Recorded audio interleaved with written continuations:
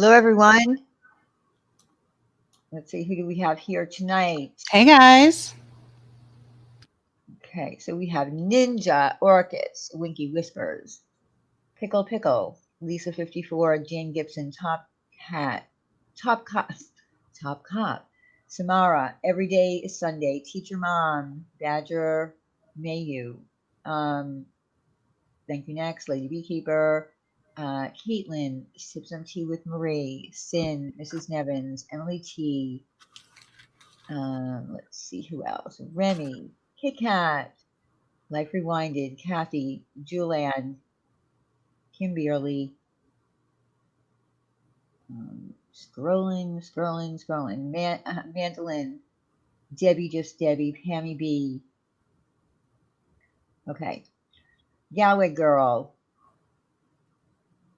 Brooke, Ginger Locke's Mom, Blackhearted, Honor Rose, Kimmy P, Kathy. Okay.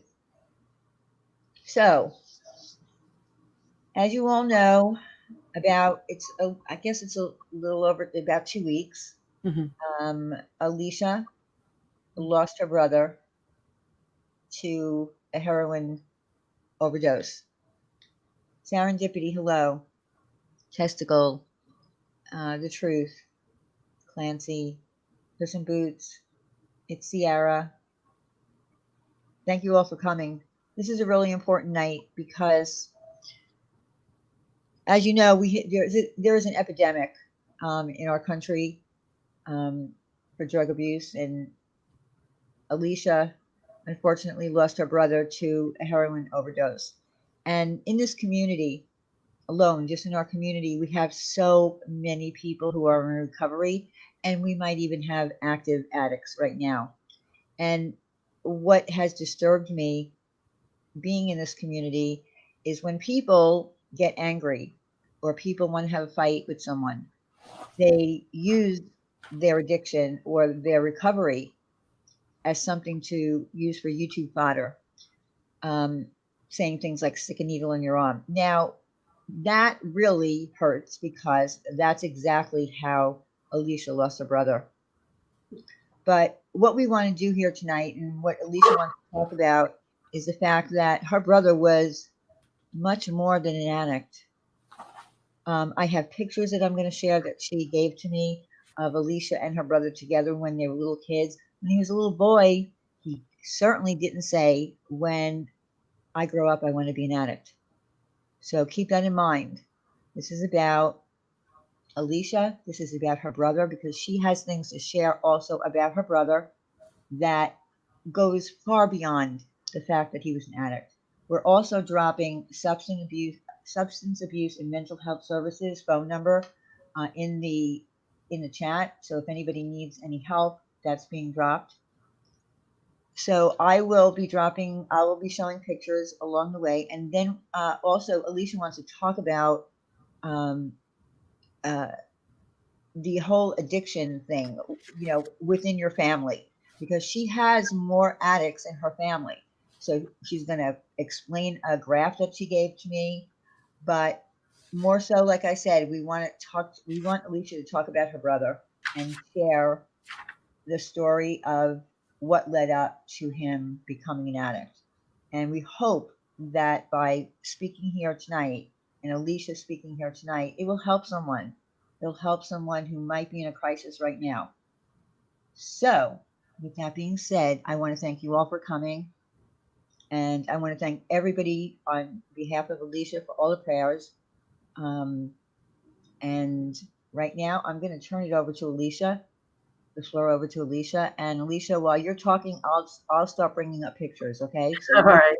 Tell your story, and I'm going to, just sit and listen, and hopefully we'll get through to some people tonight and help some people. Okay. Well, first I want to thank everyone that was kind enough to write on the obituary, and also that reached out to me through emails, Facebook, Twitter, and Instagram. I got hundreds of emails and beautiful messages from several communities, not just this one, kind of telling me their story and relating to my story. And just, it was really a warm feeling to get love. Most of my love, came from YouTube. Like a lot of the people were reaching out that I haven't seen in my chats since last year. That's awesome. It really is like a family, right? That's It beautiful. is. I And love a that. lot of I love people that. don't understand that, but it is like a family. Yeah. And that's my favorite part. That's why I don't ever leave, because I feel like we have a community that, stands up for each other and comforts each other when we need it. And I love that. I've always loved that about our community. Yeah, we were able, with a couple of us, even with Marsha, we were able to put our indifferences aside. And she's one of the first people that reached out to me after, I came up on here.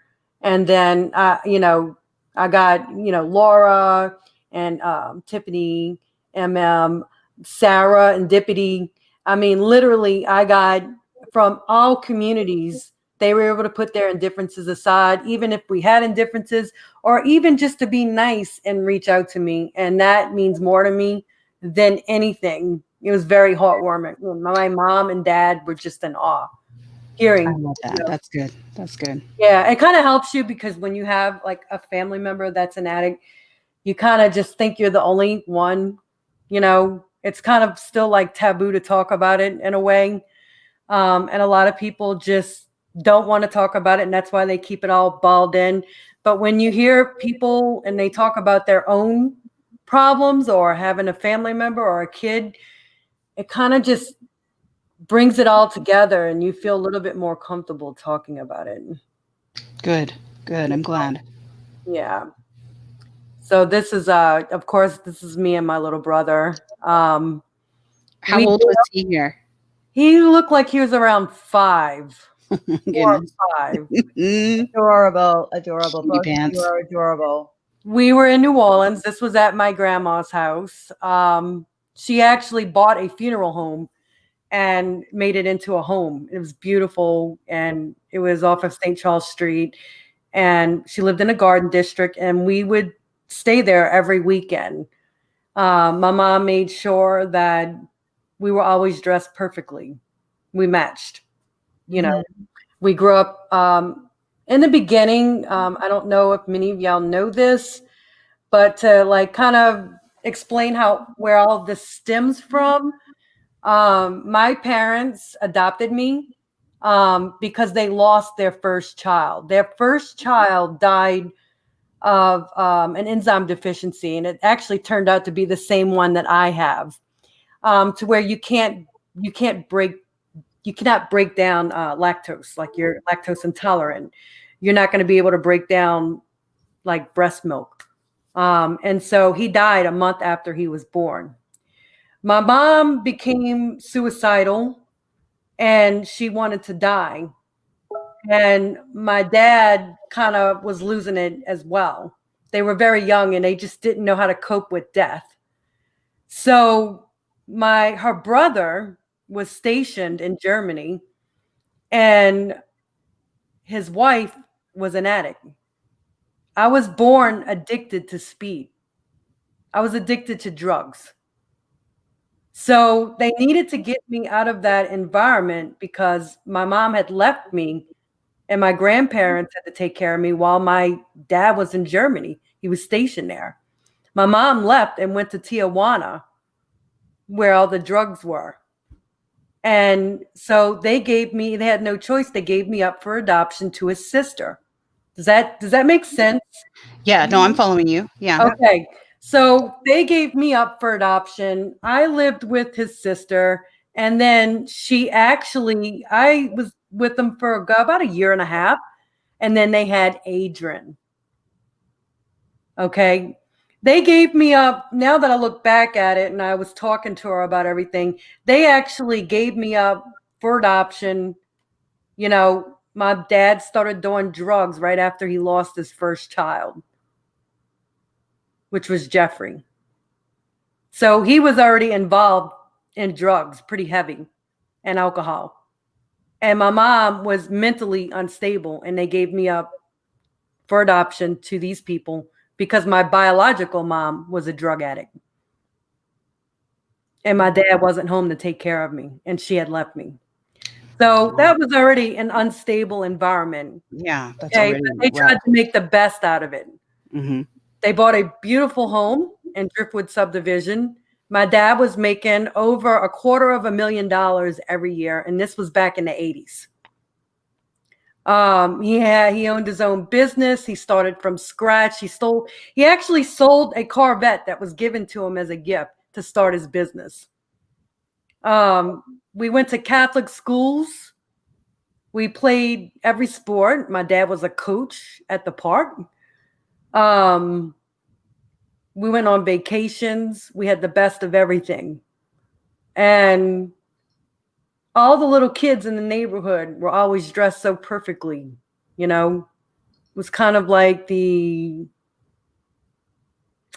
I guess you could call Stepford families community, exactly. Yeah. Of the 80s. Of the 80s, right. You know, I wore all the top name brands. They made sure that we looked perfect. Yeah. Thank you, Stellar. Stellar says, thank you for addressing critically important topic. Thank you, Stellar. So okay, everybody see the pictures I'm putting up, right? Because I can't see that. Yeah. Are you able to make them any bigger? That's his little mushroom haircut. I know. He's so cute. Look at that little face. Look at him. Yeah. Oh my goodness. Adorable. Remember. That is a mushroom haircut. That is so funny. I never even, we used to call that a bowl cut. My son had a bowl cut too, but it is a mushroom. I gave my son a mushroom cut too for like the first 5 years of his life. That's so cute. So sweet. So he was such a beautiful kid, and when he was born, the ladies' man, he was definitely. He looks like a flirt. He totally looks like a flirt, a big charmer. Yeah. In this picture, even like mischievous, just a little mischievous. You can see he has a little twinkle. Yeah. He's going to cause some trouble. Look at him. Oh, he did. He was just like my dad. They were both ladies. You know. Oh boy. Yeah. But he was the joy of my mother. He saved her life. I mean, I did too. Yeah. You know what? This was her only biological child to bring her joy. Hey, this is part of the gene pool. This is my baby. I birthed him. You know, he looks a lot like him, and he looks like he's a 50% cut of each parent, and you could tell. And he just was always involved with some kind of activity, very social, into almost every sport that you can imagine, and excelled at every sport, was a straight A student, made it all the way through high school, making straight A's. He just had a behavior problem sometimes. He would cut up. But he was always very, very, I was the one that cut up more than him, you know, and he was always the good kid that made the A's, except, you know, with the mouth, you know, every now and then he would talk back and get disciplined for that. But he did good in sports and he did good in school. Things started to make a turn when he became, I'm thinking around the age of 16. The first thing, not involving drugs, but with alcohol, because alcohol's everywhere here in Louisiana. It's not like other states. My mom went out. It's after him and my mom and dad got divorced. And my brother took it very, very hard. And I remember the psychiatrist said, you're not going to have any problems with your daughter. You're going to have a lot of problems with your son, because he took it so hard when my dad left. And one time when she went out with friends, I remember I was watching him, and he escaped. He left and went to the bowling alley and got stone drunk. And he had to be about maybe 11 or 12. Oh my goodness. Okay. And came home puking, and I cleaned up the puke so that way my mom wouldn't find out he was drunk. I covered him. And, you know, that's the first episode.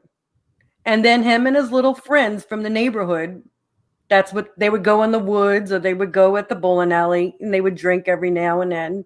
Okay. And it kind of started early, but the drug episode started when he was taking dental medication out of my dad's medicine cabinet when he was in high school. That's how it started. Like, that's really how it kind of started small and then, progressed. And they say, a lot of people don't believe this, but it's been scientifically proven that pot's a precursor. Not in all situations, but a lot of heroin addicts will say, hey, I used to smoke pot. I took pills. I snorted coke. Well, with Adrian, he did pot and he also took pills out of my dad's medicine cabinet. He would steal them. Yeah. So this Wow. is at our home in Driftwood. And they took so many pictures. I mean, I have shoe boxes and shoe boxes full of photographs, and it was always him and I together. Yeah. We didn't So separate cute. until when we got older, we didn't like each other. And it's because he got really abusive. He put me in the hospital. Oh my gosh. And he was he became very angry. And I kept telling my parents, I really think that Adrian has a chemical imbalance. And I don't think the drugs are causing it. I think it's a natural thing. I think he needs to get on a stabilizer because he had mood swings, unbearable mood swings. He would get really angry and he was not really happy. See, these are the happy days that you're seeing right now.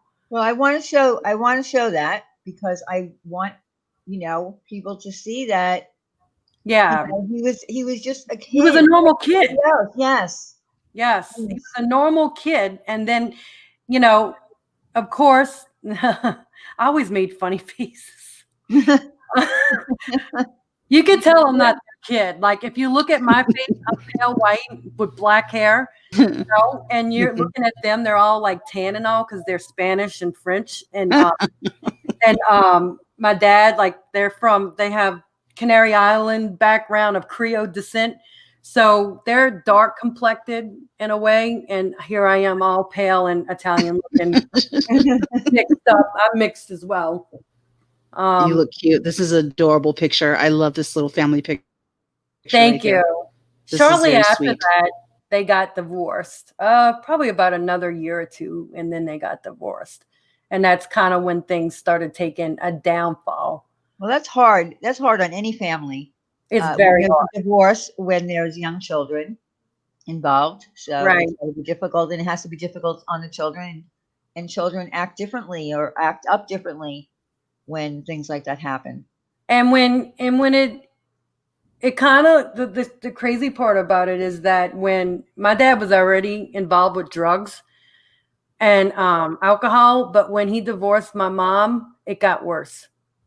It got probably 100 times worse.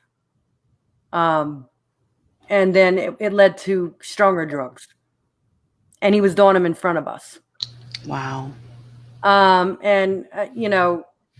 My mom had some mental issues as well from the loss of her first child.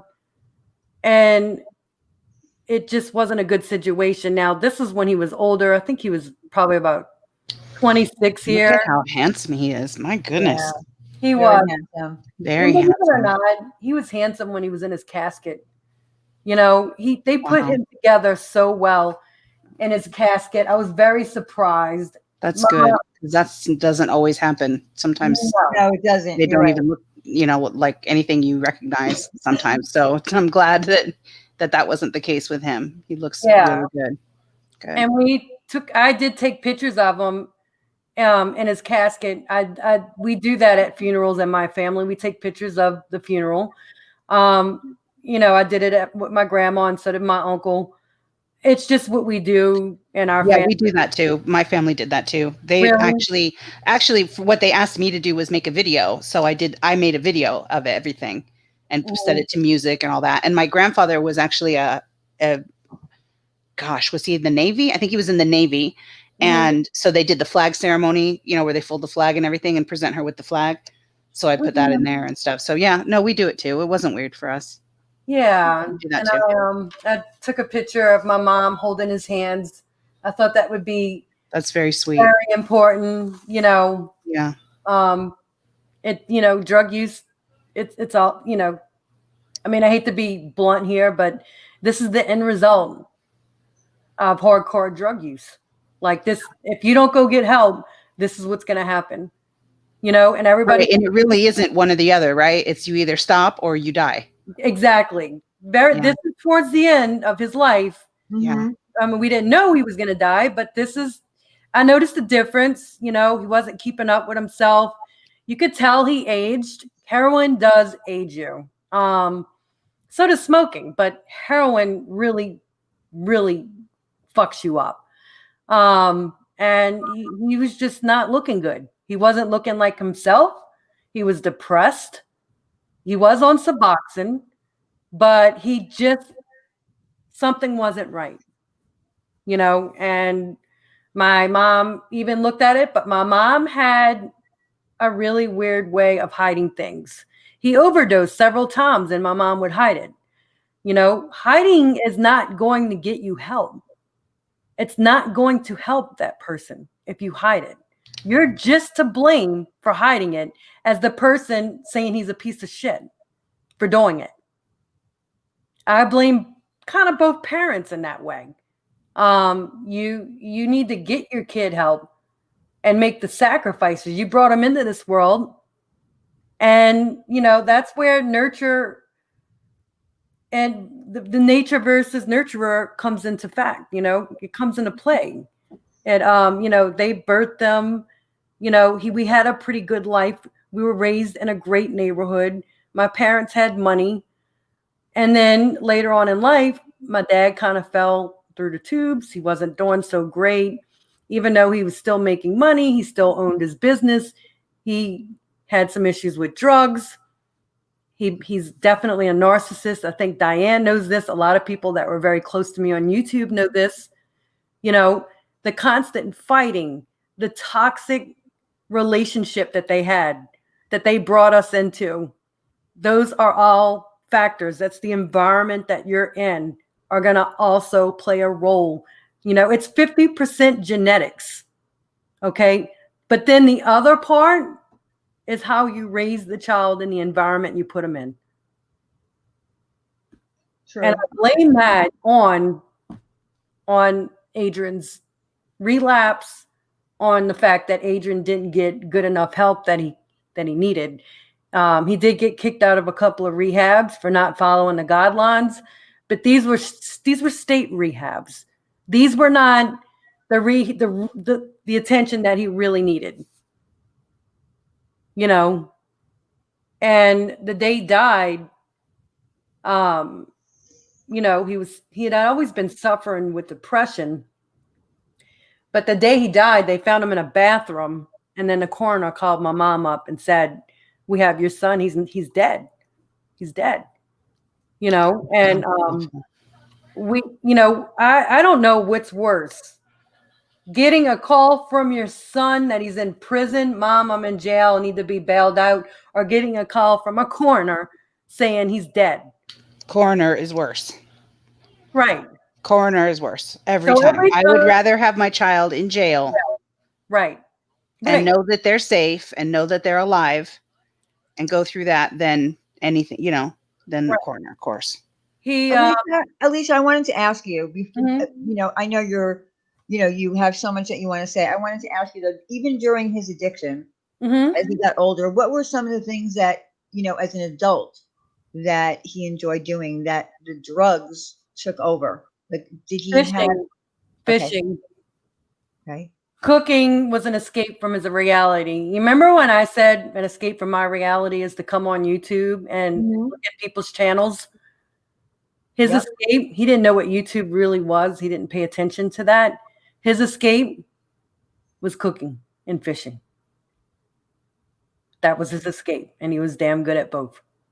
He also owned a pool company, and like my dad, and he did really good work. He was very creative. That is a lot of creativity that went on behind building pools and dealing with the structure and tiling, and it's very intricate.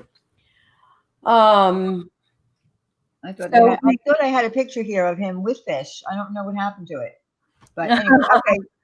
Yeah, he was holding the big trout up, I think. Yes. I don't know why I don't have it. Maybe I My forgot to dad download that one. would take us on fishing vacations like every weekend almost, during the summer. Mm-hmm. And those were fun times when we were on the island. I think that one picture that I showed you where we were on an island, we got stranded there. Oh, that kind of silhouette picture? Yeah, we were stranded Oh. there. My dad took that image and he won an award for it. Oh, let me find that one. Hold on. That's the image that I want to remember about him, because we were young and we got along and we weren't fighting. We did have to deal with two not so great parents, but we were able to make do with what we had and escape our little realities by fishing, playing on the beach, and doing our own thing. We were pretty tight when we were young. Alicia, after the stream is over, I don't know if you're able to see the chat or not, but there's a lot of messages in the chat that I really want to make sure that you see them, but I don't want to interrupt you to read them.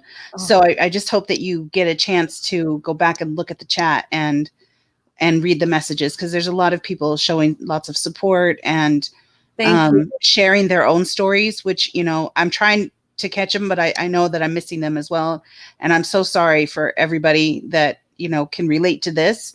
And I'm really sorry for that. The other thing I wanted to mention is that The Truth, who is in our chat, mods, can one of you guys grab her channel link, please, please, please? The Truth just did a stream the other day about basically looking at an addict through the eyes of their mother. Okay. And it was very inspirational. Thank you, Kit Kat. You are awesome. Thank you.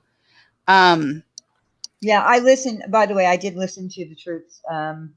Thank you, Kimberly. Thank you guys for dropping that link. So there's her link if you guys want to see that, and you guys should sub to her. She's awesome. She's very funny, and then she also has this very serious side, this very serious side that's going on, these very serious issues that are going on in her life. So, please sub to her, support her, watch that stream. I think she's going to do more along the lines of that topic, I believe. Mm-hmm. So if anyone wants to be part of that, then go ahead. Okay, that's all I wanted to say. Sorry, guys. No, I'll go watch it after this. Yeah. But you're getting so much support in the chat. Everybody, of course, everybody in the chat is supporting you. And it's amazing to me how, and it shouldn't be amazing to me, because every time we talk about this truth comes out, which is that everybody is affected by this. Everybody. Yeah. Everybody. I feel like we all either know somebody or, or have a family member or something. Well, 1 in 4 people are impacted by addiction or mental illness. Wow. Mental challenge. That's what they call it in the world. Mental challenge, which addiction is a mental illness. Definitely. Yes. Definitely. Okay. It's a brain disorder. So 1 in 4 people. So that should show you an example of just how many people in the world are dealing with a mental illness or an addiction. That's a lot of people. That really is. And, they're saying the risk factors for this particular drug are between 18 and 25 years, Caucasian males are going to be in the high risk area. All classes. It affects all classes, all income levels. It doesn't discriminate between race or socioeconomic status. It doesn't discriminate between any of those things. Right. And somebody in the chat, Brenda, asked, were there any signs, or what kinds of signs do people look for, or can you look for? Like if you see something, what should set off a red flag? And is there anything in particular? A change in the mood, definitely a change in their mood, their sleeping patterns, their weight, their eating habits. If they disappear, if they're in the bathroom for a very long time, all of these things, if their pattern changes, then you need to start looking.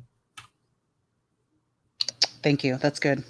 Yeah, and that's all of those things changed with Adrian, especially if they're hanging out in the bathroom a little too long.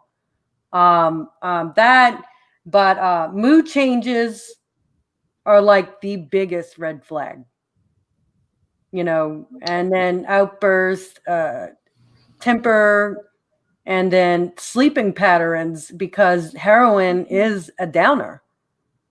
So like if they're sleeping a lot. Right.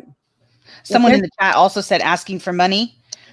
If they're asking for money a lot. And then someone else said their skin too. Yeah, the skin will get clammy. What I've noticed, very clammy. But the money thing, yes. But if they have their own way of making money, then they're not going to ask for money. My brother really didn't ask for money. He had his own money. He just would spend it all on drugs. He would pay his bills and then spend it all on drugs. So let me ask you a question. What was the longest period of time when your brother did go into rehab that he was able to stay clean? Was there 2 months, maybe 3 months? And then, I can't go by what my mom said because she did a lot of covering up. So I'm going to go by what I see. And I'm trained enough to know who's lying, who's not.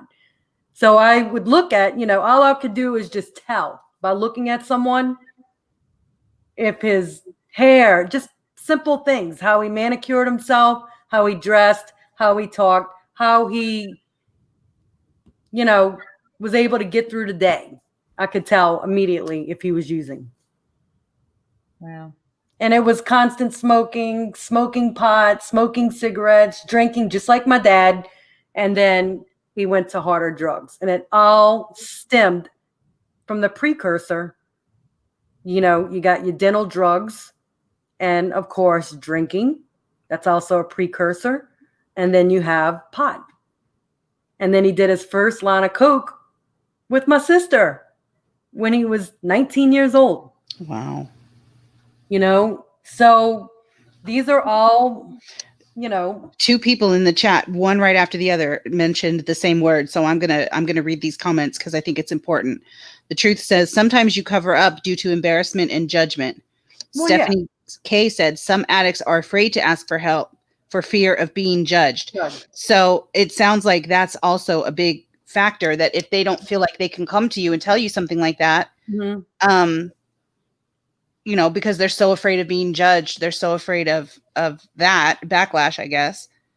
Then they end up not getting help because they're too worried. And you gotta want help too. You also have to want help. Yeah. But if my son, I'm telling you, because I have so many addicts in my family,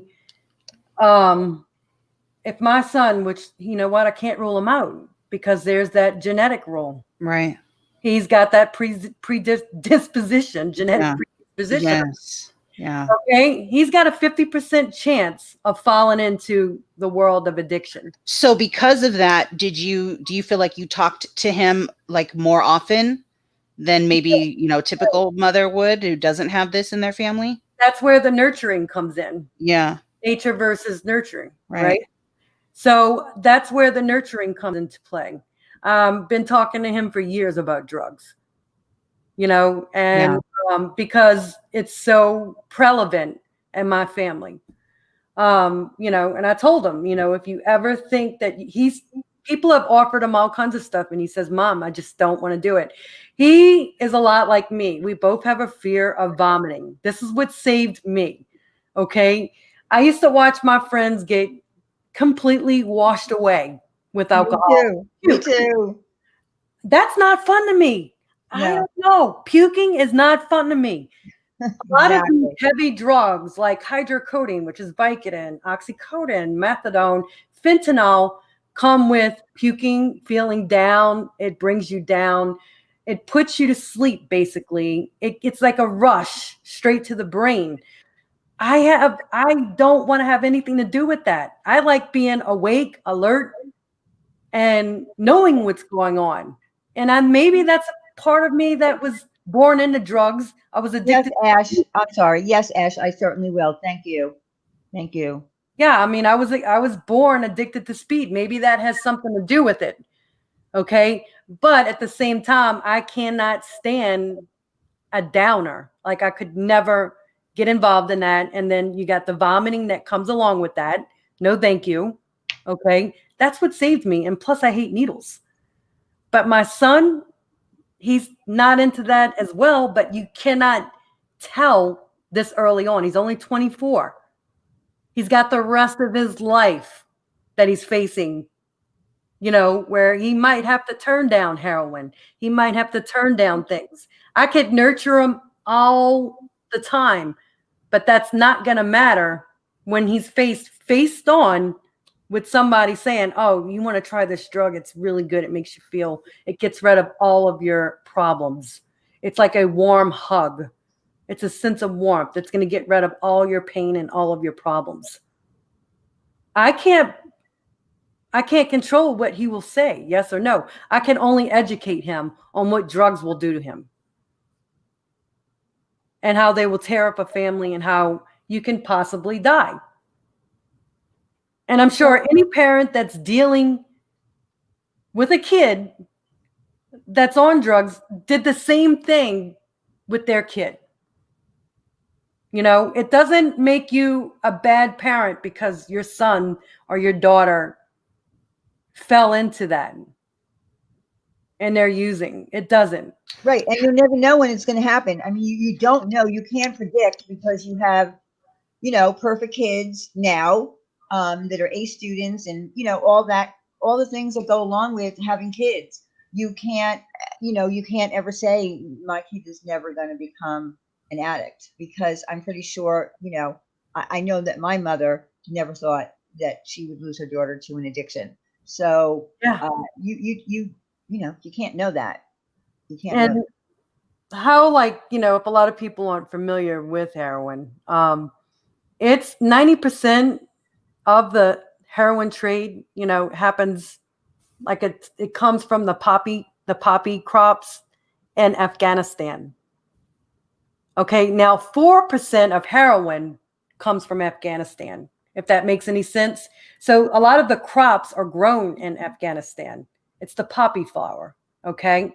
So it's kind of produced there, and then it's turned over to Mexican drug lords and all of that harvest it, and they turn it into like a black tar heroin, which is the most dangerous heroin.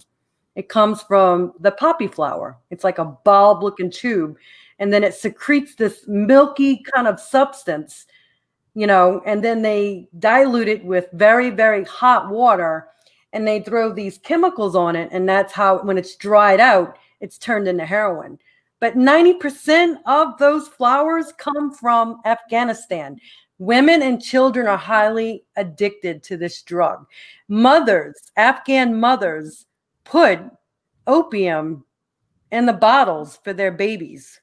Hold on one second. Sip some tea with Marie. For all the babies born addicted, thank you, Diane, for helping me earlier. Oh, you're welcome, Marie. Thank you for the super chat. Thank you. Okay, I'm sorry. Go ahead. No, that's okay. So we have Afghan moms that give their babies opium when they're young. And it's a huge problem over there in Afghanistan.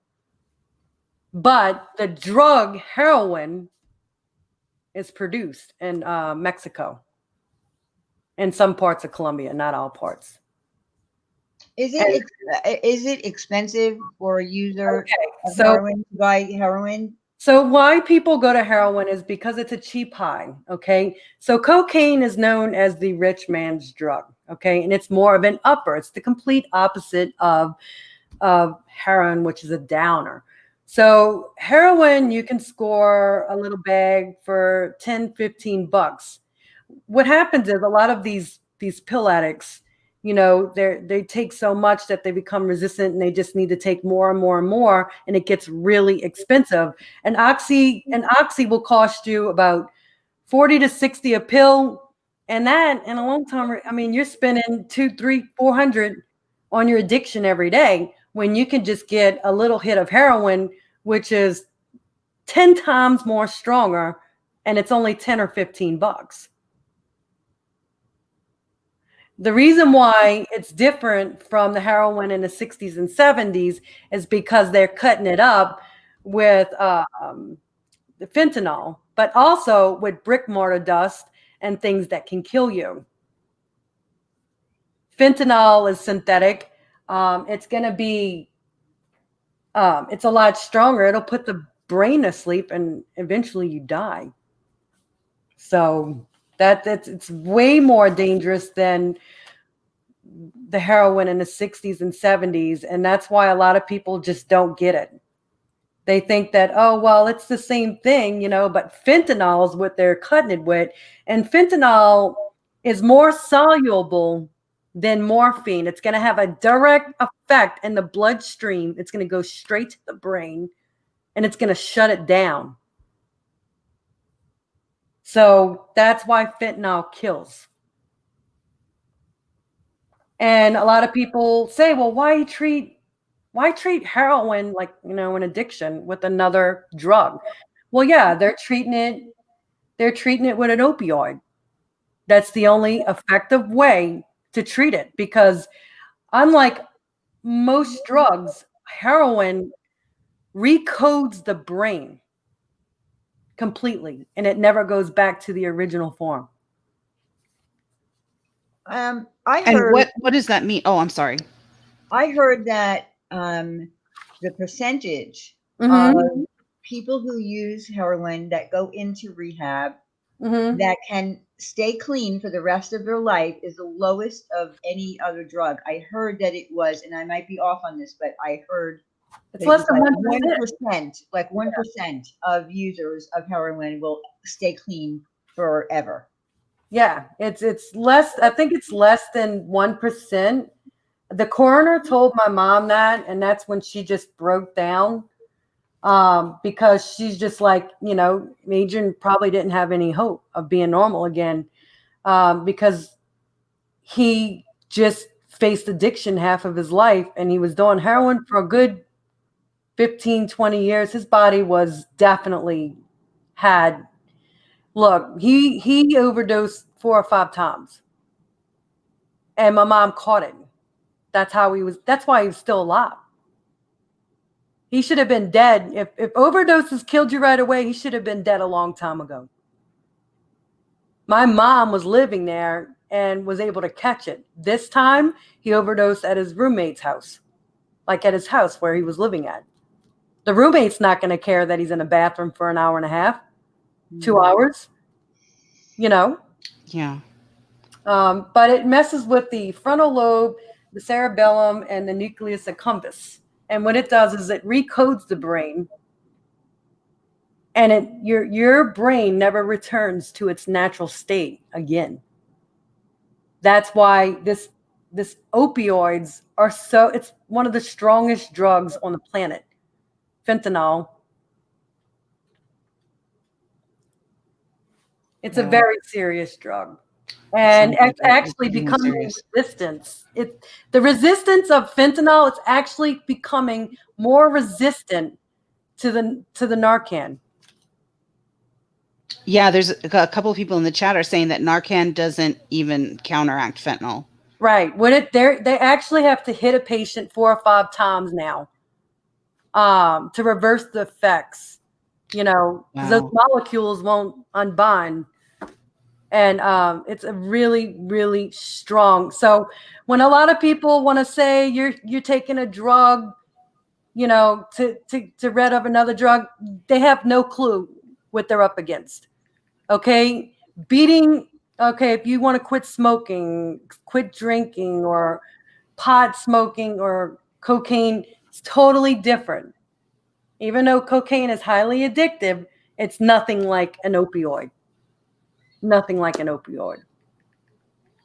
They have way, way more for overdoses and deaths from opioids than cocaine, even though cocaine can actually make your heart explode in a way, Wow. Yeah. So cocaine, now they're putting fentanyl in cocaine. Jesus. I've heard of them putting fentanyl in pot. Wow. So anyone that's doing drugs right now, you're at risk. You may think, your dealer, you don't know your dealer. Because the dealer is going to do anything, and they're going to try to make their money. They're going to cut it every which way to make money. If it means putting fentanyl in something, they're going to do it. They don't care about you. If they cared about life, then they wouldn't be dealing drugs to begin with. They don't care about your life if they're selling you something that could potentially kill you. And that's what my brother's problem was. Oh, I know my dealer. My dealer's clean. I know my dealer. No, your dealer is not clean. Apparently, you know. Wow. Yeah. Right. So, you know, you may have the straight A student. You may have the scholar. You may have, you know, the college graduate. You may have the perfect little family with the white picket fence. You know what? If you have drug addiction in your family, you know, and it's you have your kids have a chance of becoming addicted. They really do. I'm getting choked up. Hold on. I'm trying. Choking over my I'm words. sorry, honey. Are you okay? Sorry. I feel like I want to say something like, you know, please don't say anything that is going to be too much for you. And then the audience, I'm worried that, you know, anybody in the audience is being triggered or sensitive. Like, I want to be careful and be sensitive. At the same time, I want to make sure we get out this information because it's so important and it's so prevalent. It's everywhere. And just look around in this chat. Everybody's affected by this. I don't think there's even one person so far that has said, nope, never affected me. Never. I don't know anybody that has a substance abuse. Like, it seems like it affects pretty much everybody. So I want people to have this information, and it's so important. And we want to get to know your brother and know who he was and be there for you. But you know, I don't want anyone to feel like, I don't know. I just want you to be okay, sweetheart. We love you and we want to take care of you and we want to hear all about your brother, but I don't want anything that's too hard for you, you know? I started talking about heroin. I started researching the drug probably about 3 years ago because I wanted to know what the hell, you know, I know the science behind a lot of drug addictions, you know, and addictions in general, but knowing like, what the hell, how did this come into my brother's life? Like how no one like mom and dad didn't do it, but I had an uncle that died from it. And then I had an aunt that died from opioids, overdosing. Wow. Okay. Then their son became a heroin user, but he beat it. He's doing fabulous now. So Good. I have a cousin that right now is on her way out. Like she's on the streets of New Orleans and she's shooting up. And you know what? She's my next project. That's all I can say. I'm going to try whatever I can try to help. Well, we'll definitely be praying for her too, because that's very scary. And it's scary, you know. And her mom was at my brother's funeral and she was also high.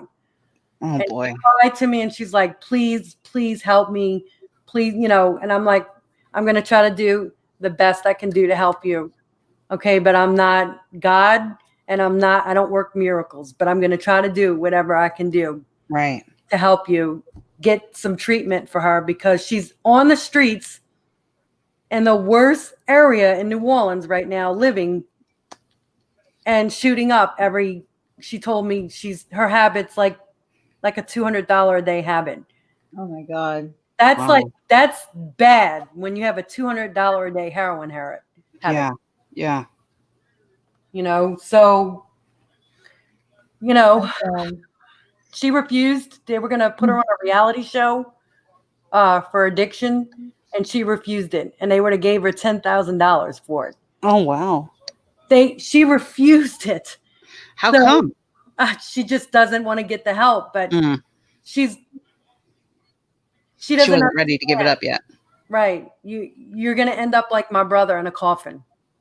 Okay. With both parents sobbing over the coffin, blaming each other. It was a war between my parents. And I don't know, a lot of people I've talked about on my channel about my dad, okay, being a narcissist. And I think I sent Diane the message about what he said about my brother right after. Yes. Yes. And, you know, a You lot can of share that. If you want to share it, share it. I mean, yeah, oh you yeah, did definitely. tell me that. You did tell me. And a lot of people throw that term around. It's used very freely, but until you lived with one your whole entire life, and I'm not talking about a boyfriend, because a boyfriend or girlfriend that would ever talk to me like that, I would knock them the hell out and kick them out of my house. I would never deal with a narcissist if I had the choice. Okay, boyfriend or girlfriend, nah, you get the fuck out of my house if you're gonna fucking talk to me like that. But my dad is another story. You know, he's my dad. I could not escape him my whole life. When you grow up and you're never told I love you, he never said I love you. There were never any emotional feelings of empathy or sympathy or anything like that. We were never praised as children. We were never said, you know, you did great, you know, whatever. Nothing like that. And I think this also played a toll in Adrian's depression and my depression, because we didn't get the love that we craved, that you're supposed to get from a parent. Mm-hmm. You know, you're supposed to say, I love you. I love you. Yes. Yes. You did great. You know what? You might have not did great this time, but we always have next time. Mm-hmm. Just because you're not a straight A student don't mean that you're not trying. Okay? We never got that. Yeah. Okay? My mom tried to make up for it. I love you, whatever. But I knew her love for my brother was a lot greater than what it was for me. I've never had the kind of love that you're supposed to have from two like normal parents. I didn't. And that's because I was adopted, you know, and I don't think she realized what she was getting into when she adopted me. Hey, when you adopt this child, you have to love them like your own. You can't just put them on a back burner when the new kid comes around, you know? And the other day I text her and I'm like, you know what? I don't feel like you love me like you loved Adrian. It's a different kind of love. That's how it was explained to me, you know? And then I got my dad that never loved us. He never said he loved us. He never supported us.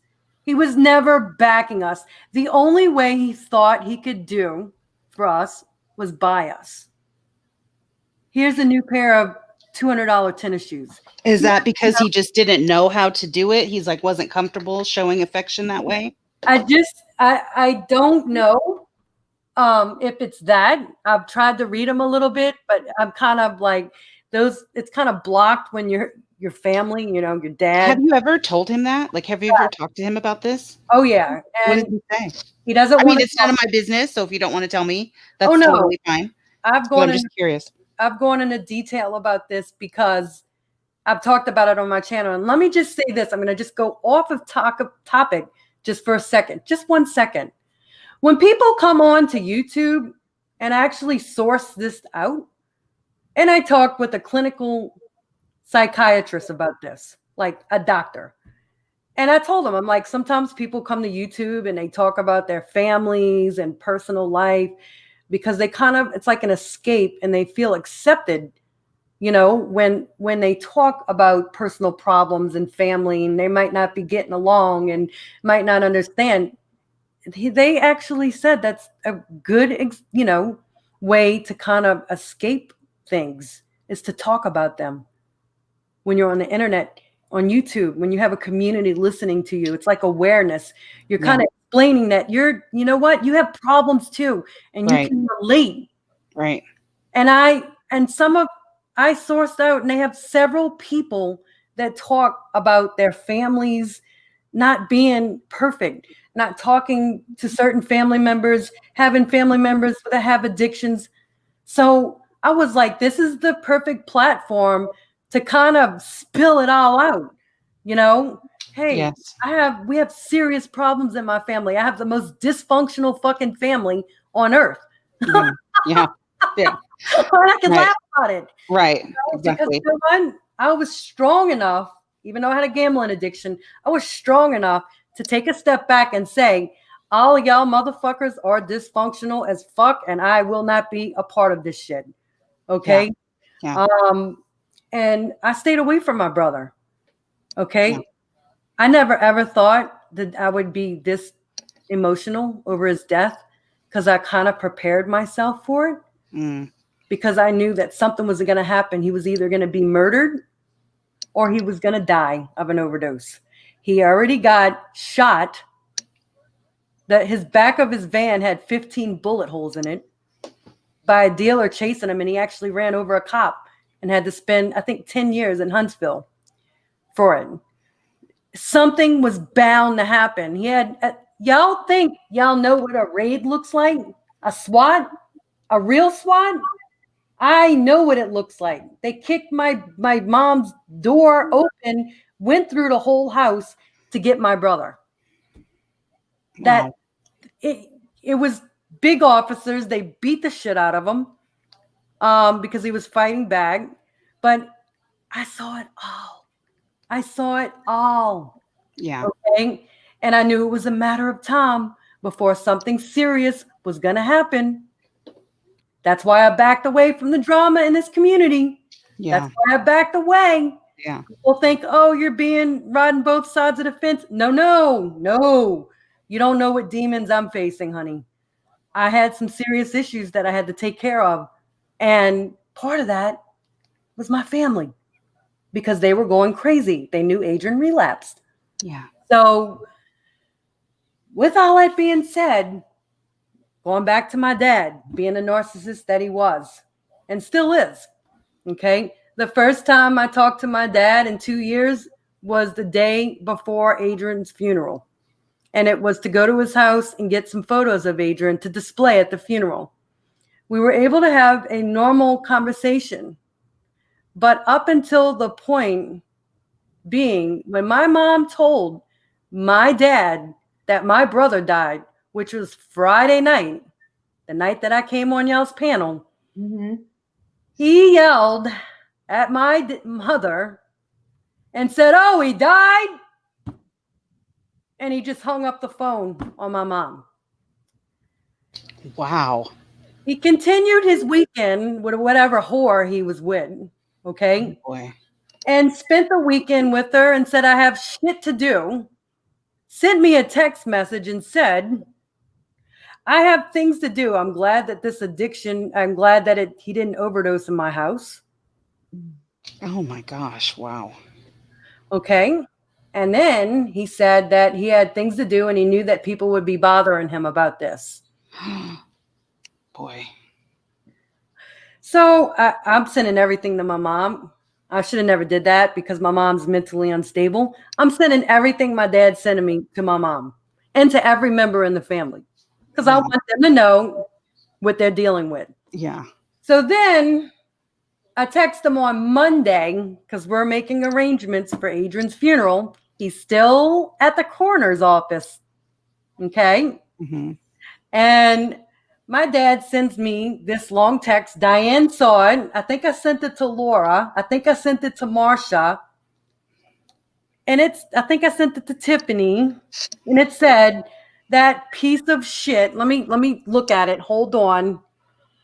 Because I'm about to lose it if I try. I have to say it was very difficult.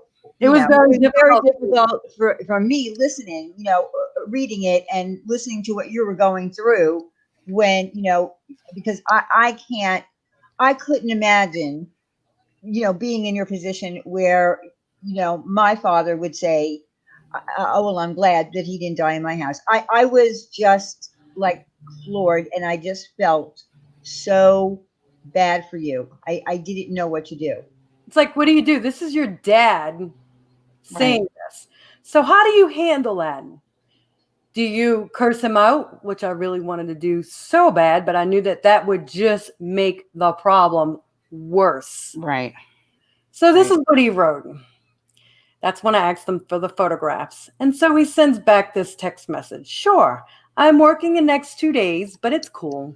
I'd like that. Made a decision tonight about these service plans that I know your mother will freak out on. I'm not dropping $10,000 on this piece of shit services. Thanks to her text that he needs the service his dignity and respect deserve. lots of laughs. What dignity and what respect. What an abusive lowlife. That's what he wrote. Wow. Oh, God. Wow. So granted, that's a narcissist, guys. He absolutely no emotion, no sympathy, Well, it no sounds like he empathy. has his own anger that he's holding on, Right. Adrian almost. was a problem kid, but you know what? It was his addiction talking. Look, my Right. mom has properties in Kenner.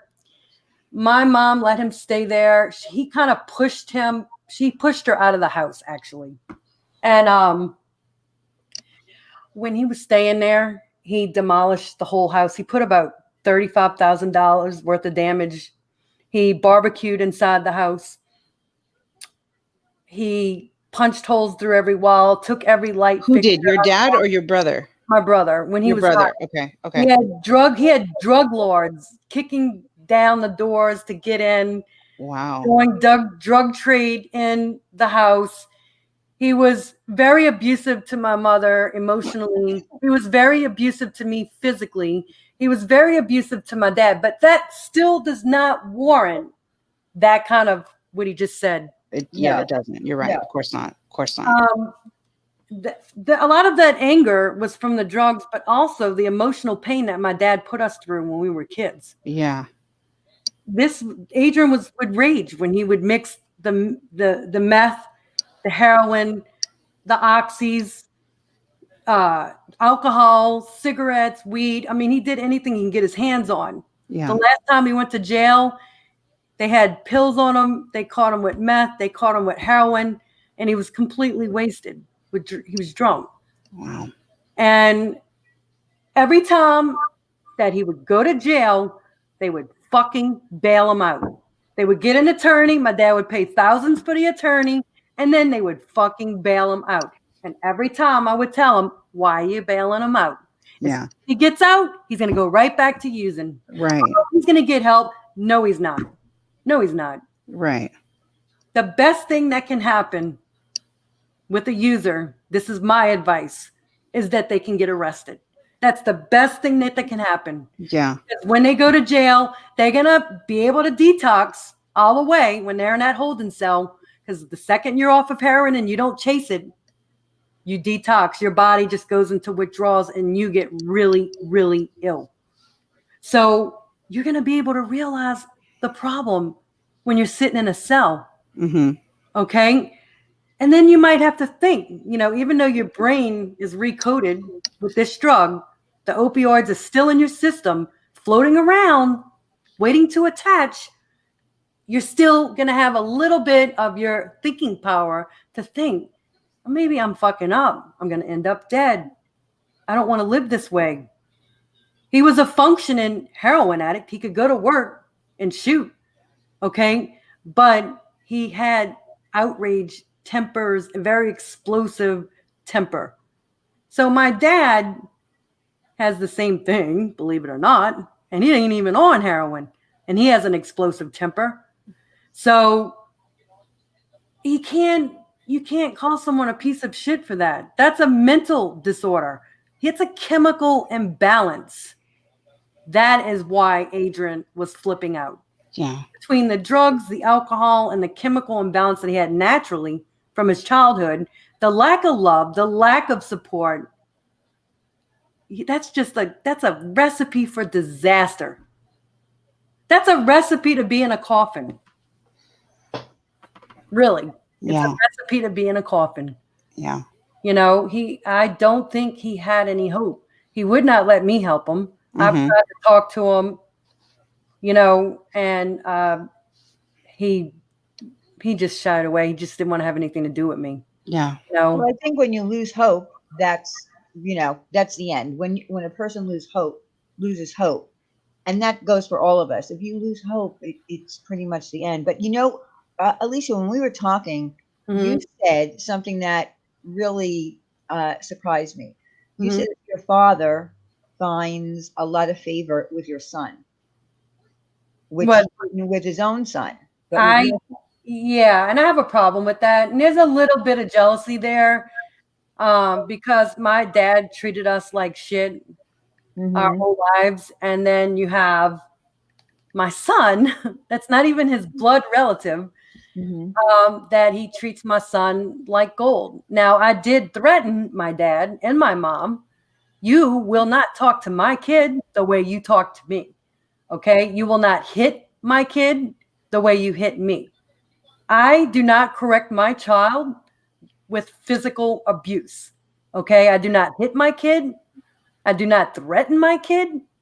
I take things from him to punish him, and I will raise my voice, and that's all that's needed. Okay. And I was a single mom my whole life of a boy. Little boys will press your buttons. Mhm. And, you know, my method worked. Their method obviously didn't. And they knew they weren't going to talk down to my kid, curse him out like they did me. My mom would curse us out. You know, she tried it with my son, and I nailed it. I was like, "You're not going to do that." You know, my dad hit my brother's kid. He will not hit my kid because he knows what's going to happen if he hits my kid. Now my son's a man now, you know, so I know that would not fly very. That Right. would He's not going to do that now. Yeah. Can you see? Trying to put him over his knee. No, I my don't see kid that is a happening. big kid now. Yeah. That wouldn't end very good. But my kid knows how my dad is, you know, and my dad does put him on a little bit of a pedestal. Like, my kid's great. He's a good kid, and my dad kind of tries to take credit for some of that. And I'm like, No, of Isn't course. that funny how narcissists do that? Of course. Of course. right. All right, Like Dad. you had anything to do with it? Like, Dad, you were a drug user. You still are. You're an alcoholic. You have to crawl to your bed sometimes. I've tried to help my dad. I got him off of beer, right? Mm-hmm. And hard liquor. And I was like, Mom, maybe you should drink some wine, like just one. Well, one glass turned into 2 bottles a night. Piss and black. Yeah. Wow. All right. So the abuse got worse with the alcohol. And now, the ending result, yeah, he's close with my son, but he wasn't close with me, and he wasn't close with his son that died. The only time I seen that man cry is when his dog died. Wow. Now, he broke a tear when he saw my brother in the casket, and that broke my heart because I never seen him like shed, Yeah. except when his dog died. Right. My mom was hysterical. You kind of know the difference there, Mm-hmm. My mom loved my brother. She always feared that he would die. Yeah. My dad's just not, he kept it together the whole time. And then the second he had to sign the casket, he cried. Like the tears came down and he was a little emotional. When we sat at the church, not one tear. My mom's like hysterically crying. I'm crying. My dad's just sitting there going, when is this priest going to shut up? Jesus. Yeah. So, Dad, I have said for years that people do not know how to act at weddings or funerals. They just don't. They don't. And you almost can't be mad at them. Like I Mhm. kind of vowed in my own heart, like I'm not going to be mad at somebody for what they do at somebody's wedding or funeral because people just don't know how to act. That's usually when the big family fight happens or something, somebody, I don't know, they get thrown out or they drink too much or what, who knows? People just don't know how to act, man. They just don't. I had to threaten both of them. I had to threaten my mom and I had to threaten my dad. Yeah. I'm like, look, I know y'all both hate one another. Y'all made it clear over the last 40 years that y'all hate one another. I said, but, and that's a lot of our psychological problems stem from both of y'all, not just dad. You're not supposed to fight in front of your kids, okay, on an everyday basis and scream. That's actually a form of abuse as well. Y'all constant fighting, dragging, demolishing the house because y'all mad at one another.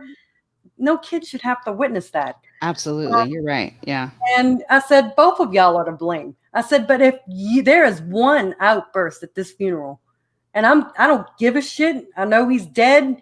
I've been crying every night about it, but you have no right to blame Dad for his death. And I said, Dad, you have no right to blame Mom. Nobody should be blaming anyone for this. Adrian put the needle in his arm. Okay? That's it. And I said, one outburst and I'm out of both of y'all's lives forever. Forever. And so is my child. My child said it. I'm not going if there's going to be an outburst, because they would threaten each other like every 5 minutes on the phone leading up to the funeral. My mom was the worst. My mom was just sending horrible things to him, but my mom was just angry that he put off his son's funeral for over a week so he can get work done, wait for his other son to come in town and be with another woman. He put that off. Hard. That's really hard. Yeah. So my mom, would send all the coroner, all the messages from my dad. I swear, the funeral director had to think this is the most dysfunctional fucking family ever, because my mom was a basket case and my dad was just, he handled it like, went in there like Mr. Smooth, chill, and then you got my mom.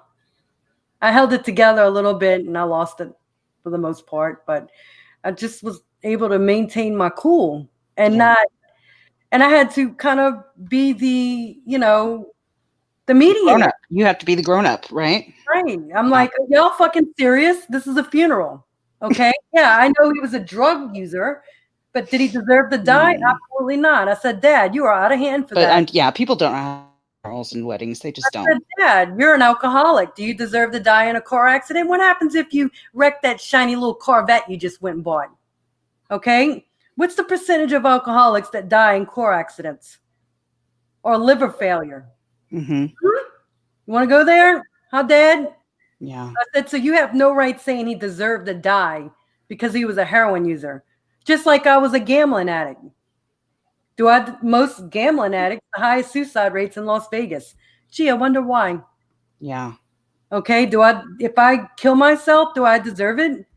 I said, is this how you're going to handle your grandson's addiction if he ever has one?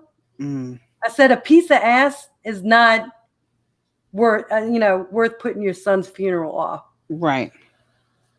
And, we're talking, he died Friday. He didn't get buried until the following Monday. The Monday, not after that, the following Monday. And that's just uncalled for. Thank God for embalming, okay, to preserve the skin tissue. Yeah. And a great funeral director that was able to paint him up and make him look pretty. My mom even made him dye his hair. Really? That's the narcissist in my mom. You were telling me how she was being so particular about the pictures and this and that. Yeah.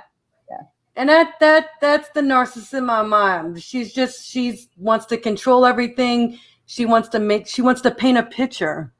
Yeah. And protect her credibility because she feels that if she just threw her son into a casket the way he looked in real life, that it's going to be a direct reflection on her as a parent. Well, and that comes back to the judgment that people have talked about, that, you get judged for this. Right. So they don't want to feel that.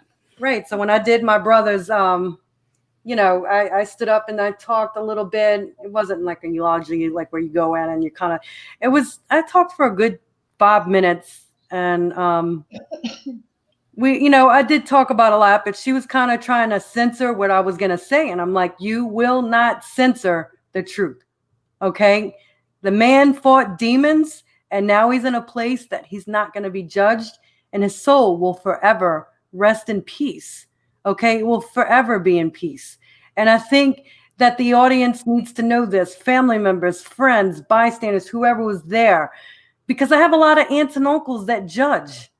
And you know what? I made sure to say that when I stood up and talked. They have a lot of judges here. Yeah. Motherfuckers, okay? I hope you didn't say that. You want to judge?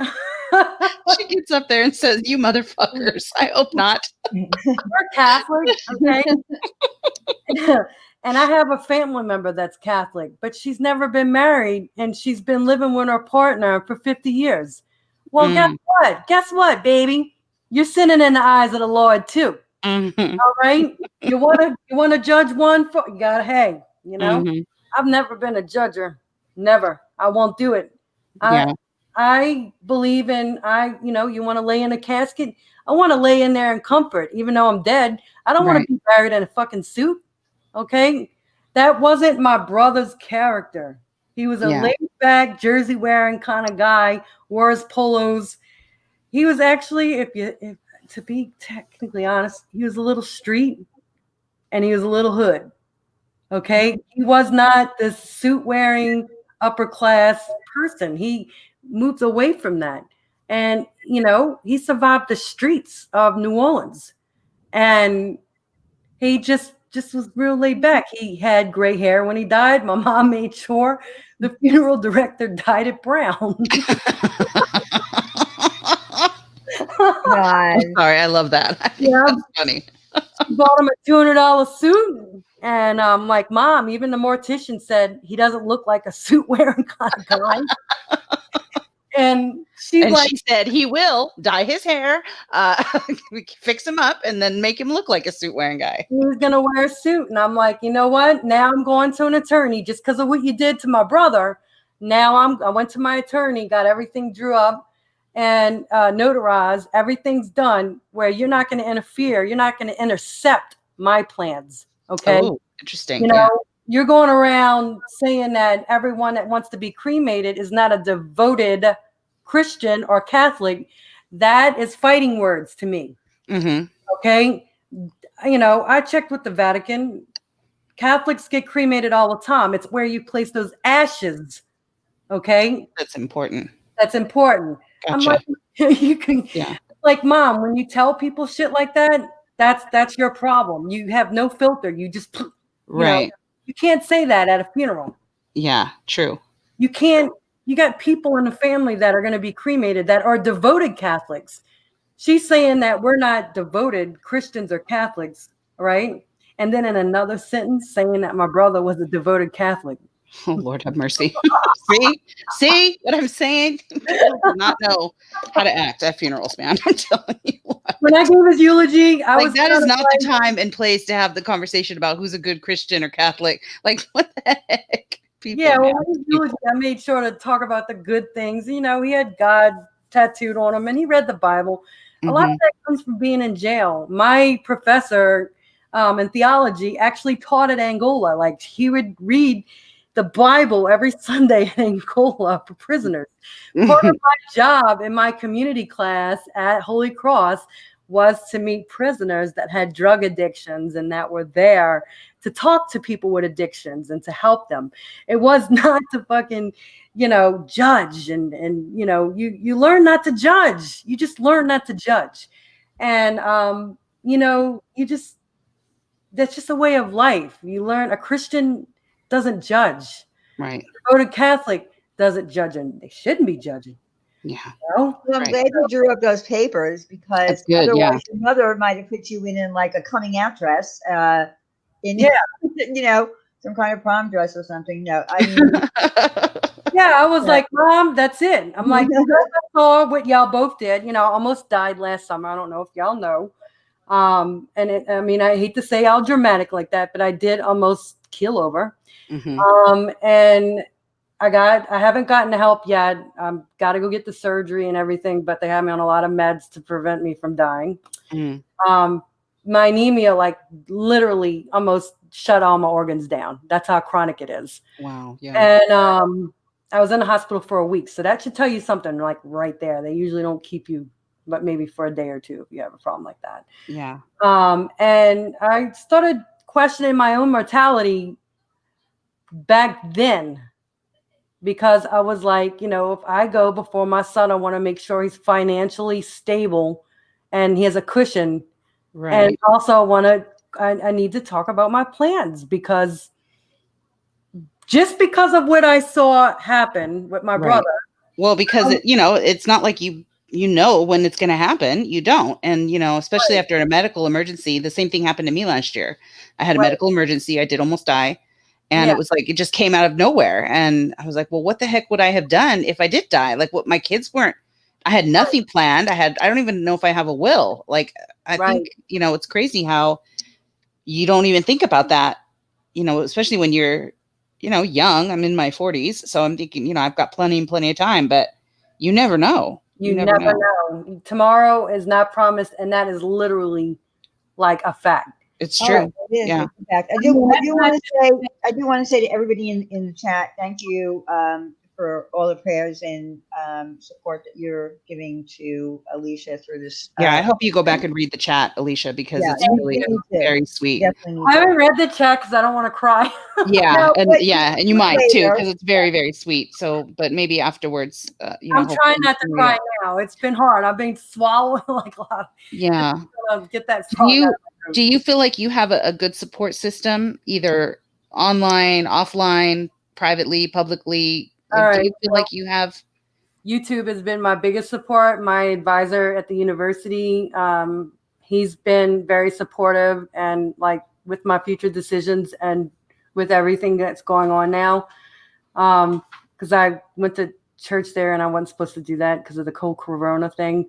Mm-hmm. But I felt like I needed to speak with someone about what was going on.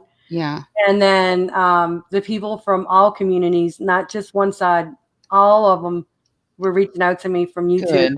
Good. And I really, that's so awesome that happened, It really is awesome. I'm glad to hear that. Facebook friends, somewhat. Yeah, they were there, but the Facebook friends are more people from work, school, childhood friends. Yeah, a lot of them were, but they weren't like the support system that you get from YouTube.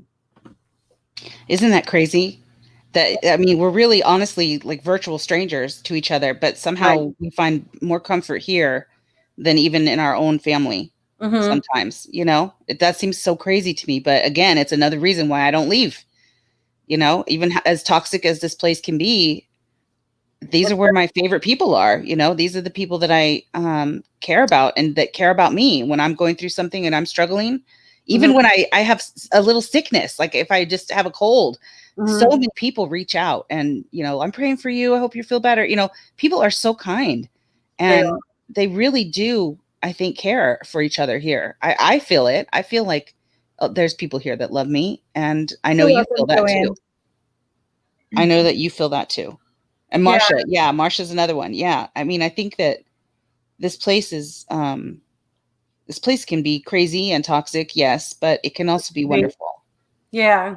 And I've witnessed both the bad side of it and also the really, really good side of it. Yeah, same.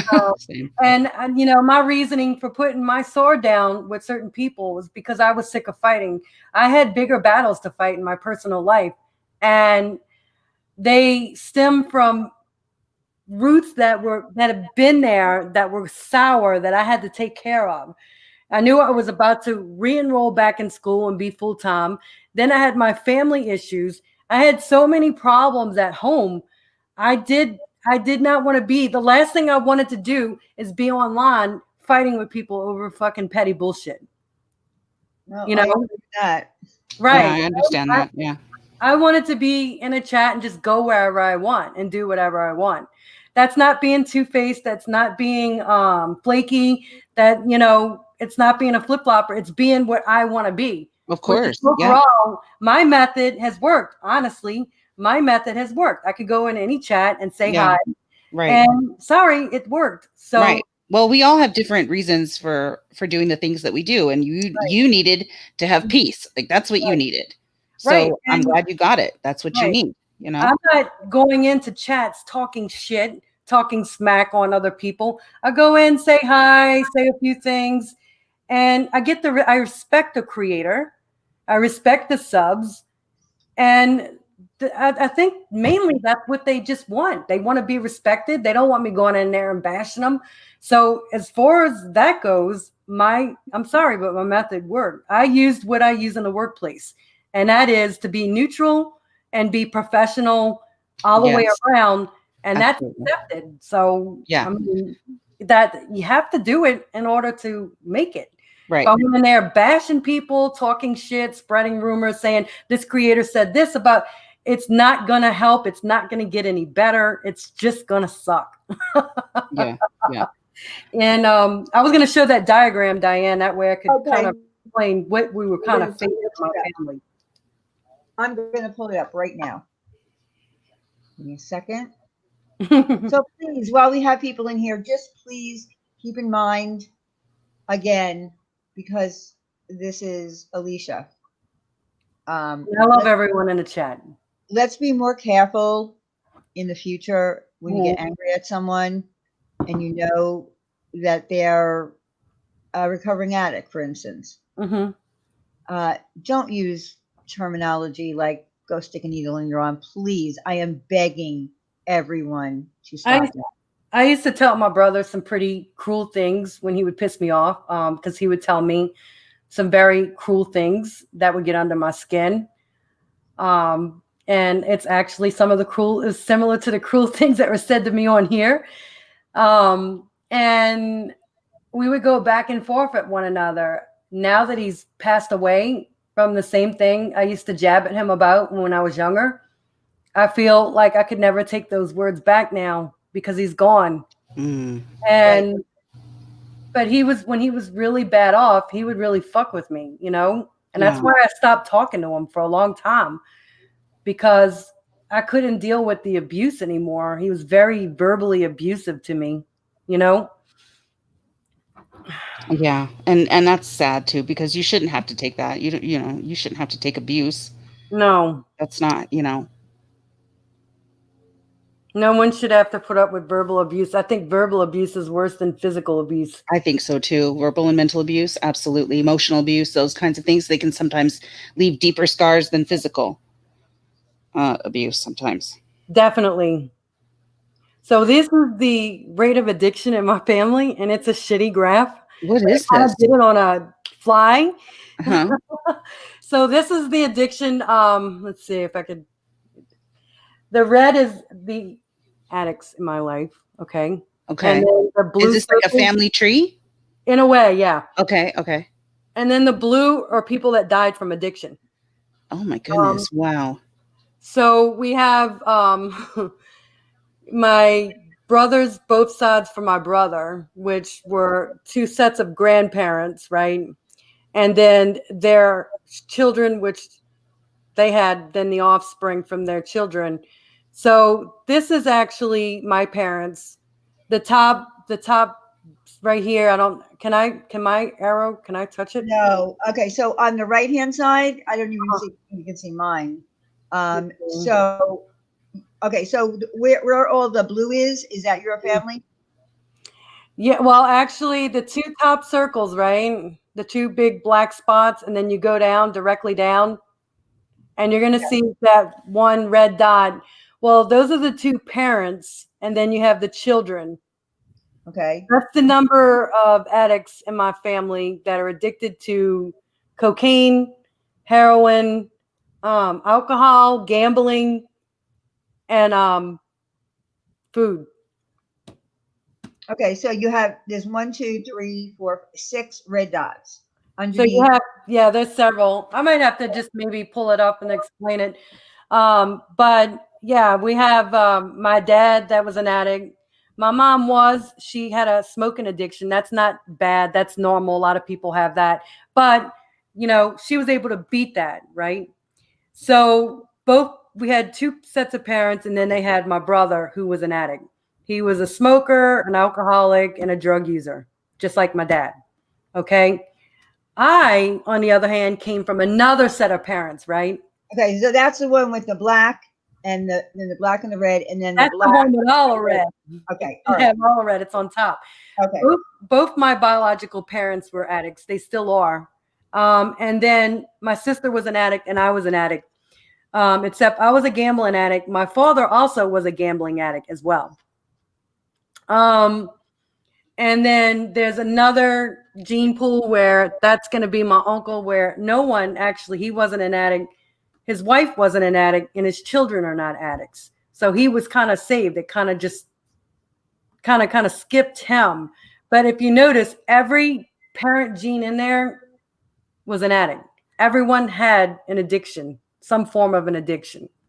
it was passed on through the grandparents, then through the parents, you know, and then the blue circles that are around the red dots were parents and children that died of addiction in my family.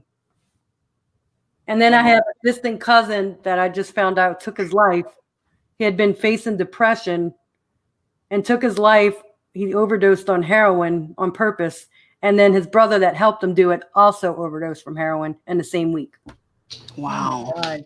They're not on there. I'm so sorry. That's 2 more on there. But yeah, I mean, it's kind of like a graph that kind of shows you a detail of addiction and how prevalent it was in my family, you know, compared to other families. And a lot of these people that are in the dots are professionals, medical doctors, lawyers. We have a couple of engineers in the family. Everyone has a professional job, has normal jobs, has normal life, has pretty homes, lives in a great neighborhood. You know, there aren't many losers in my family. They just have drug addicts and alcoholics. More alcoholics than drug users, but yeah. So that's the graph on that. I can't really explain much without touching it, like putting an arrow on it. Well, yeah, no, I get it. I know. Well, do you know how to screen share?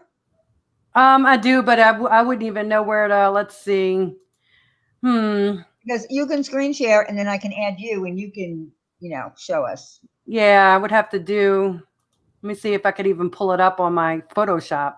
Let me see. Let me see if I could do it from here.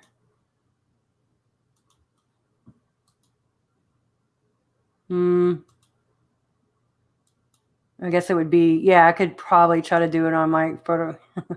It's working. Okay, I see you. Okay. You So see there we it? go. Yep, I see it. Okay. So let me see if I can expand it. Is it big? Yes, it's bigger Okay. now. Yes. So this is 2 sets of grandparents. This is Adrian's 2 sets of grandparents, not mine. So this is going to be my mom's side, right?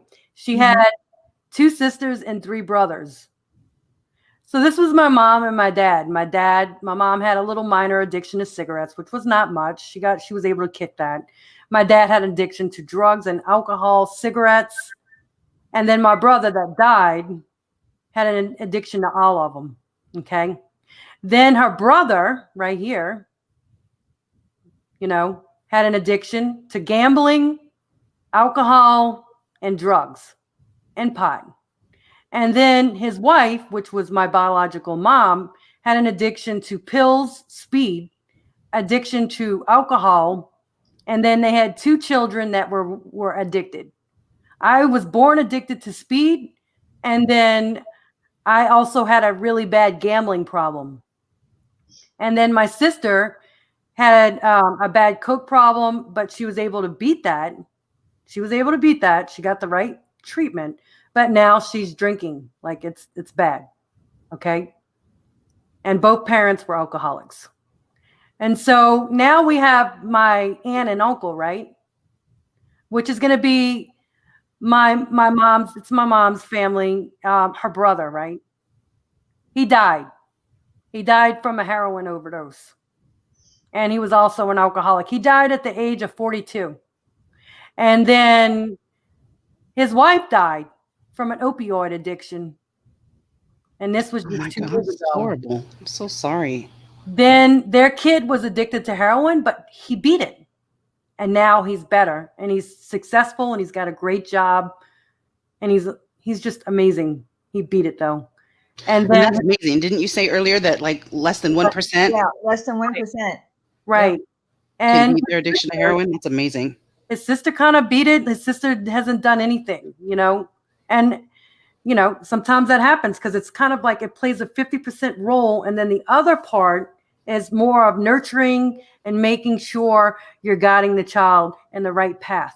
Okay. They did this test on rats. So it's been scientifically proven. It's definitive that it worked. Then we have my other uncle that never had an addiction. His wife never had an addiction, but both his kids had addictions.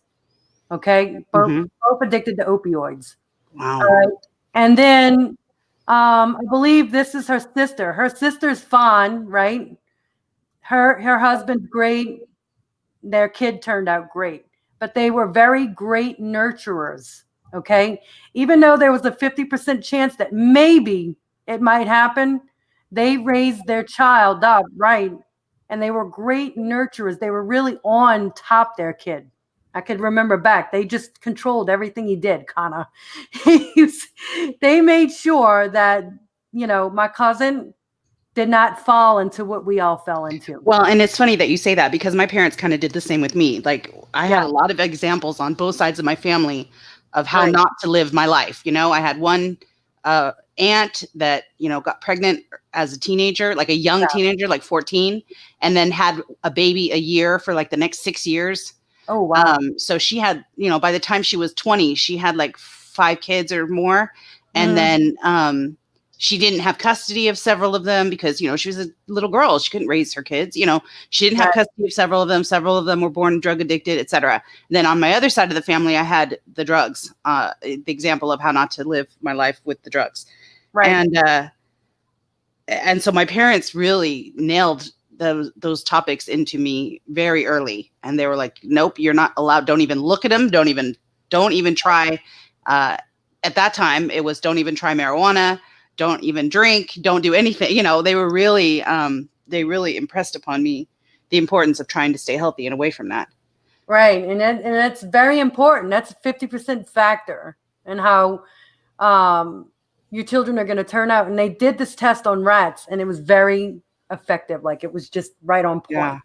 So there's a person in the chat that says, sorry, I'm very late. I've been wanting to tell Alicia about a book called Forgiving Kevin, written by a father who lost his son to OD. Similar story. I will definitely try to get it, and I would love the gift. I might get my mom that. Yeah, it's called Forgiving Kevin. I will have to take a look at it. So maybe look into that. It sounds like it might be a good book. Definitely. Yeah. And then we go on to the other side right here, which is the other side. This is my dad's side of the family. My papa was a little bit of an addict.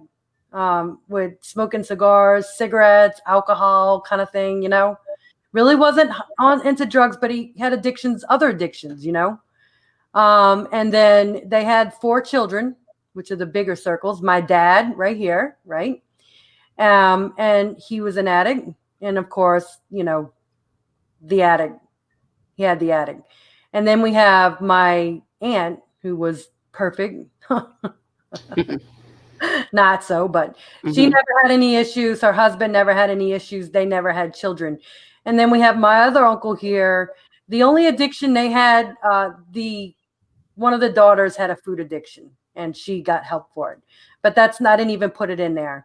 They pretty much have a normal family. My aunt was a nun. And when she met my uncle, he was just getting out of college. He's a chemist. And it's weird how they met, but they very, very strict Catholics, very strict background. And she was very tough on her kids. And that might have played a role in why they were able to beat that factor. Okay. Because they don't have any issues so far. They do have a lot of grandkids and we really can't tell the future. They're good students, they're good kids, but that doesn't mean anything. So then we have my aunt that married an addict that had 3 daughters, and 2 of those daughters, right? They were normal. They didn't do drugs. They didn't do anything, right? But that one normal daughter, her kid OD'd and died. Wow. Okay. So, and then you have the other daughter that got messed up on drugs, right? She's always been into drugs. All of her kids are all over the place, right? Well, now that child is on the streets doing heroin. Wow. Okay. So you see how it kind of, and then you got the other daughter that was with an addict that the son died from an overdose, but she's completely normal. And then of course you got that one daughter that never had to deal with drugs. She never had a problem. She never drank. She never did anything. So it must have been passed on through the father's gene. Okay. That's the only way I can, because we got the daughter that now has 2 kids that are involved with drugs, and then the other daughter that lost a kid to drugs. My aunt was the best aunt that anyone could ever have. She's amazing. She's a great person. But that one child she had an issue with, and now lost a grandson over it and might be losing a granddaughter over it. Wow. So that's it. You cannot control what happens, Yeah, it's hard to predict. Like that's what, and we've said that here many times. Like you have no idea, just because, maybe you don't have a family member or whatever, but even so, sometimes people get addicted to this stuff, inadvertently. Sometimes it starts off, as something like a regular prescription that you need after a surgery or something, right. And you don't intend to get addicted to that. And then you do. Well, a lot of it turns out, a lot of it stems from these young kids that are athletes. Like they said, the addiction to heroin, it could be the football star or the artist. It could be anyone. It affects all social classes and ages. So this drug, usually it starts off where they get this injury from a sport. They take these painkillers and then that's how they get hooked. What they say, once you try this drug, that's it. One hit and you're in. Instantly addicted, right? Like that's what I've heard too. Yeah. Right. And that's the sad part about it. They are still learning more things about it. And developing drugs like opioids that help you fight the addiction to the drug. But there's still so much more that needs to be, figured out about what's going on, because now they're cutting it with stuff that will kill you. It will put you to sleep immediately. It goes right. Hello. I'm sorry. It'll send a signal to your brain, and your brain will shut everything down, and you die instantly. That's what fentanyl does. You just forget to breathe. You don't breathe, and then it'll shut everything down. Wow. Yeah. So I mean, it's a lot that plays into that, and I've kind of changed a little bit of my plans, but I'm drug coaching, and I'm gonna get a double master's, one in drug counseling. Yeah. If I want to go further with it, I'll go into psychiatry, but I have the I think that would be wonderful. I think you would be incredible at that. Thank you. I have a background to go into medical school. I do. I have the grades to do it. Okay. But it's finding the time, which I don't have. 4 years of my life that I don't know if I could do with finances and money. And it's a lot to think about. So in the meantime, yes, I'll be a scientist when I'm already finished with summer. But I want to now go further. So I talked to my guy at school and I asked him, what should I do? I want to do both. I don't want to just be, I don't want to be a counselor. I don't. But I want to help people. And he says, well, you can be a counselor and be a scientist. Like you could do both. I don't want to do research into, I don't know if you like research, but do studies on this kind of stuff, especially the family connection.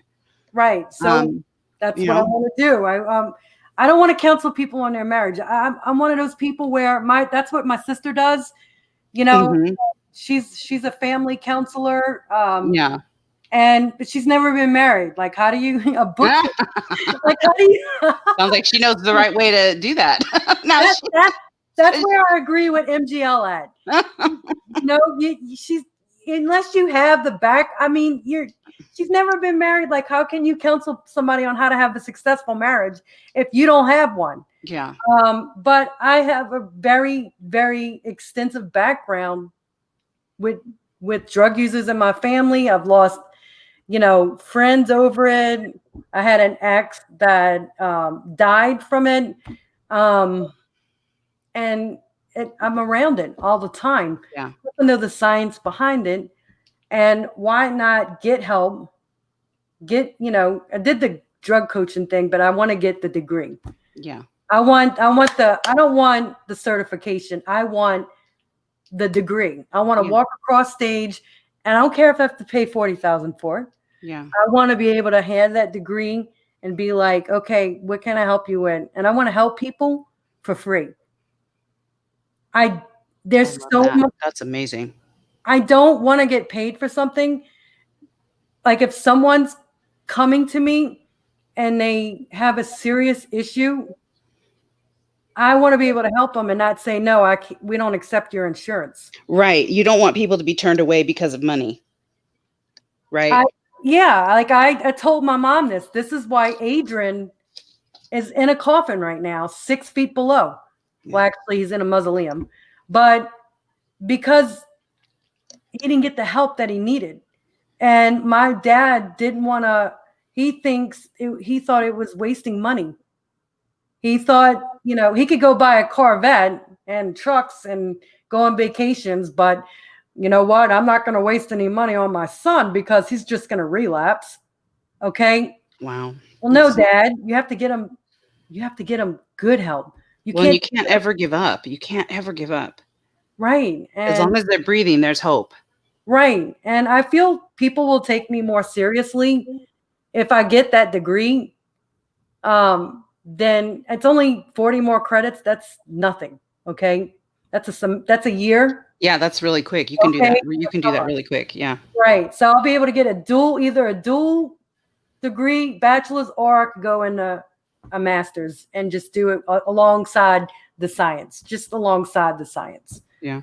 So they told me you got the prereqs to apply to medical school, or you could go into it and do psychology, just be a psychologist, do the full Monty, go all the way with it. Yeah.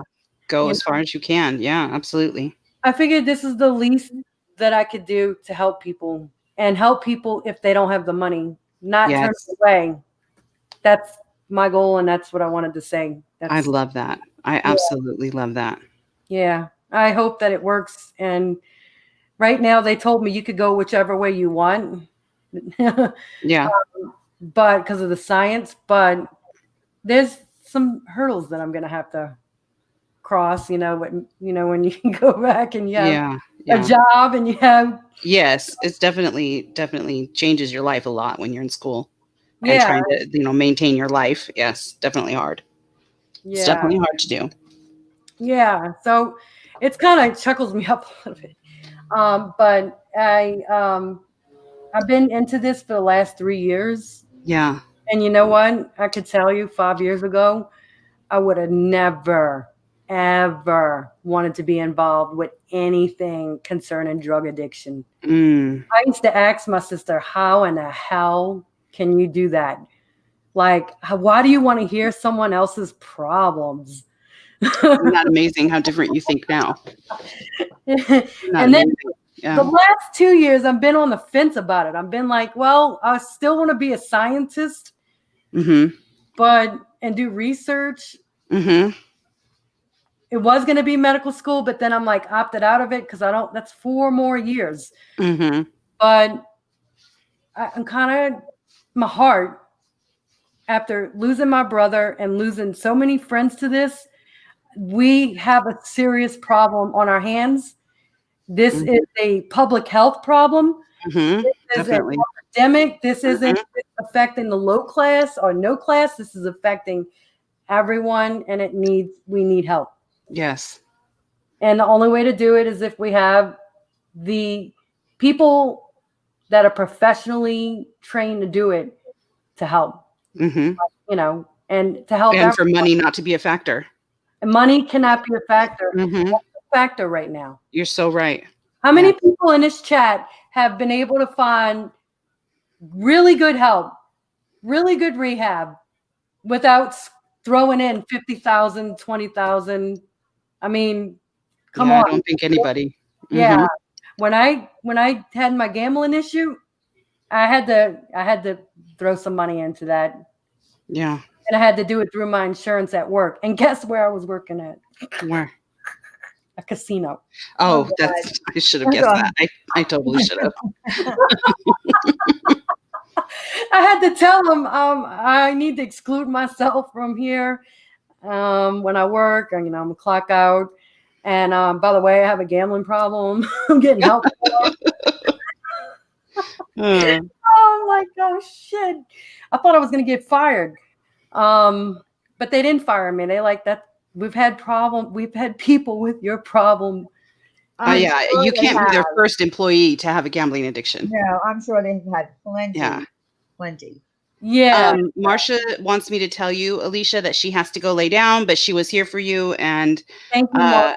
I she love you. said she would have been here no matter who was here, and that she loves you, and that she's glad that you guys figured out how to adult. Thank you. Yeah. Me too, Marcia. I love that. Teach us, teach the rest of us. When I heard from her, because we had our little war. Yeah. And when I heard from her, my heart was just. Yeah, Marcia's good people. She really is. When people were reaching out to me, and even when I spoke on the phone with Laura, it was just, she just sat back and she just let me talk. I love that. That's wonderful. I'm so glad. Yeah. And so did Tiffany. They just sat back and let me talk. And That's Marcia, like, just the texting and comfort back and forth. It was just really pugs. I mean, everybody was just, and Diane, I've been texting Diane all week, and we talked, and y'all helped me get through this, because without YouTube and the people here, I don't think I would have made it. Because when you're not loved by your family and you kind of got to stand on your own 2 feet, it can kind of be overwhelming when you have 2 parents fighting and with each other and making your life hard. It's really bad. I know that you had hundreds of people in this community, literally hundreds of people praying for you, wishing good things for you, wishing they could help, sending the best to you and your family. And it sounds like you've been feeling that. So I'm so glad to hear that. That's great news. Such a warm feeling. And sometimes words, when they're all put together, and words will have such a awesome, amazing effect. Yeah. And I wanted to talk to you, especially because I lost a sibling too. And I wanted you to know that, it's difficult. It's hard. It's a completely different kind of loss. It is. That a lot of people, might not have experienced yet. And it's just a different loss. But I wanted you to know that, I'm here for you if you want to talk. I'm better talking. I'm better listening. Yeah. Than, taking my own advice on my own situation. I'm better with, talking to someone else and helping them to feel better. Right. And I think a lot of people are like that, though, Diane. They even have that saying, like, physician, heal thyself. Yeah. Everybody's happy to give advice, but they really don't like taking it. I'm like that. I'm sure a lot of people are like that. I know I am too. There's very few people that I will take advice from. And that's just, I've kind of always stood on my own 2 feet pretty much my whole life and did my own thing, marched to my own beat. And I never really had support from my parents through my college education. I never had support from my parents with work or my kid. It's just kind of been me all by myself. So when I take advice from someone, like, which is a rare occurrence, it's usually because they, like Diane, I just affirm, I think that they're a great person all the way around. And they have a lot to offer. So they have a great character. And I know they're not going to be toxic in what they're telling me. Right. And I have a lot of people been throwing out their advice on my Instagram, and just really supportive. And Serendipity is another one that was just super, super sweet. And she offered some advice. When you lose a sibling, I wasn't that close with my brother towards the end. I didn't think I would ever cry if he died, honestly, because he was so mean to me towards the end. Yeah. He was. Oh, you're going to. It's still your brother. Me and my mom were already fighting that day. I didn't know he died. We were kind of already, we got into an argument. Okay. It was an argument. So I'm in the bathtub, and I thought she was calling. My mom likes to call you and kind of like raise her voice and fight, try to argue with you. It's normal. So I'm thinking she's doing that. So I press in. I didn't want to talk to her. So she calls my son and she's hysterically crying. I'm like, oh, fuck. I thought my dad died because he had COVID.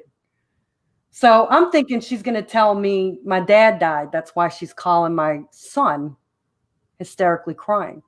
I'm on there prepared to hear your dad died, right? I hear your brother died. Your brother's gone. I still have the message on my phone, the voice recording on my phone. Wow. I could play it right now.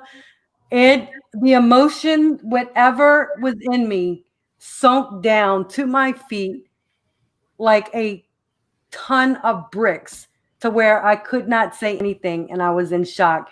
And then I just bawled and cried and cried and cried. I didn't know I would feel that way about someone that I wasn't speaking with, that was so mean to me and was cruel to me, Right. abusive. And it hit me like no other. Right. And I'm like, oh my God, I've never really lost anyone that I loved. Yeah. I don't know how I would act. I won't even know how I could process that. If I lost my son, that's who's near and dearest to me. You know, I'm not really close with my parents. And now y'all have a good reason, an explanation as to why I'm not close to my family. Mm-hmm. A pretty good explanation as to why I had issues with aunts, uncles, cousins, and my parents. A lot of toxic shit there. And some people feel they need to come on YouTube and open up about their families because they don't have anywhere else to go. Right. This is their way of escaping their reality. We become kind of like a surrogate family. Right. This was just that for me. When he died and my mom, you know, I left her alone. She didn't want to be bothered. I had no one to talk to me because my sister's going through her own demons. Okay. Literally no one to talk to. I couldn't talk to my cousin because she was loaded. She couldn't even say a sentence. Okay. So who am I going to speak to? I had no one except for my YouTube people and a couple of friends in my real life that have no idea what addiction is. They can't relate. Right. So Diane, that lost a sister to addiction, that could relate. Yep. A few others that reached out to me that kind of had the same experience. Yeah. And I kind of felt I felt comfortable. Right. You're not alone. Right. You know, yeah. You're not alone and you don't have to go through this by yourself. Right. You know, and I would question people like Amanda Lynn, who I wanted to know, like, what does heroin feel like? Because I could never dare ask my brother that. He was like, I don't know, Alicia. Why do you want to know? You want to take it? That's my brother for you. Okay. He was such a sarcastic. So it's like a warm hug. And this is going to be really sad, right? So he never got those hugs from my dad. My dad. Thank you, I am. He never got love from my dad. And he showed that anger. Heroin, and I've talked to 2 or 3 addicts that said heroin's like a hug, a warm hug, a warming, comfortable feeling of warmth. Wow. And I think maybe that was his escape, was to do that. He was on Suboxone, and he stopped the Suboxone to do the heroin. Yeah. He maybe got dad kicked him out and called him a piece of shit. And my dad called my other dad up and said, I just kicked him out. He's either going to OD or he's going to be back in jail. That's the exact words of my dad when he kicked him out. Wow. My brother was desperate for love. Desperate. He was craving attention and love.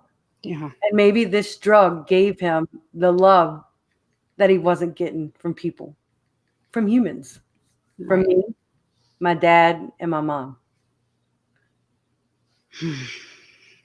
You know, my mom enabled him a little bit, you know, but an enabler will put a child in a coffin just as quick, you know, Yeah. and throwing them out of the house. You're not supposed to enable them. Right. But my mom loved him. That's Yeah, the of course. my I mom loved can't imagine. I think that would be extremely hard to have to make that kind of a choice for your own child, yeah, because you really do want to take care of them and nurture them back to health, but you don't want to enable them, right. but you don't want to watch them suffer either.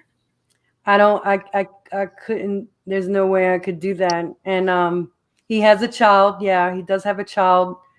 His child, both parents, I'm going to really have to step up to the plate and watch this child, this beautiful child that was born into addiction because both parents were users and were using while she was pregnant, heroin.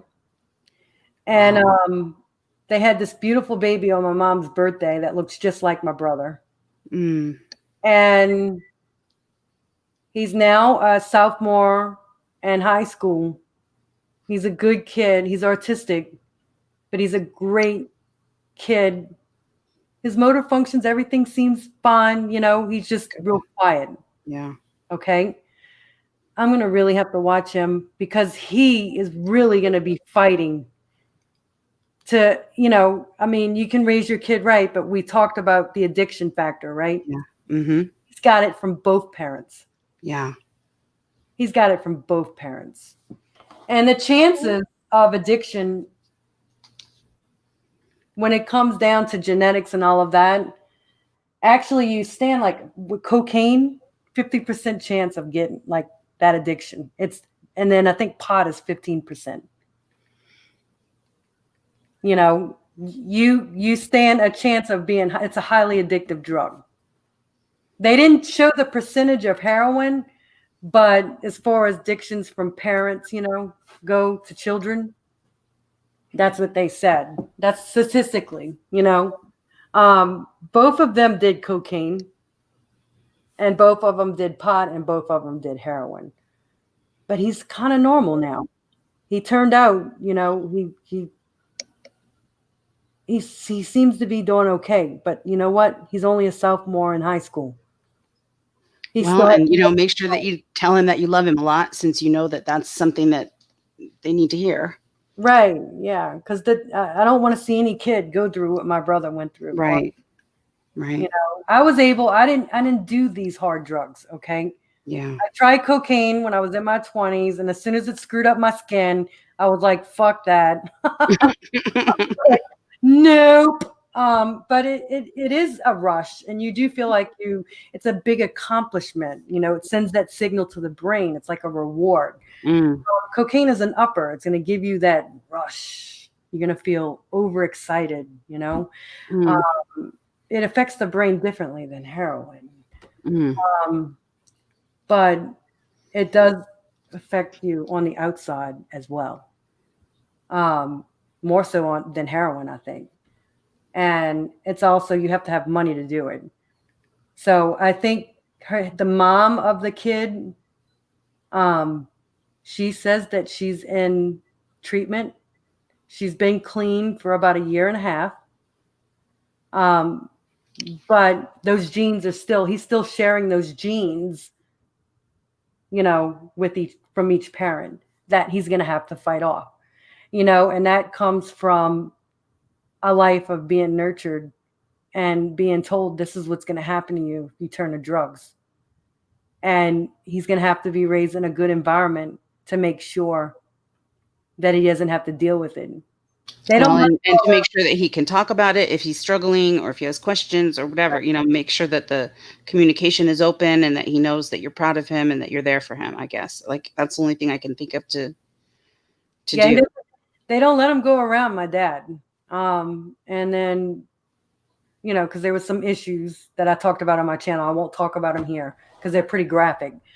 But like his grandparents from her side are very old, and it's like, I don't want, my heart does not want to see.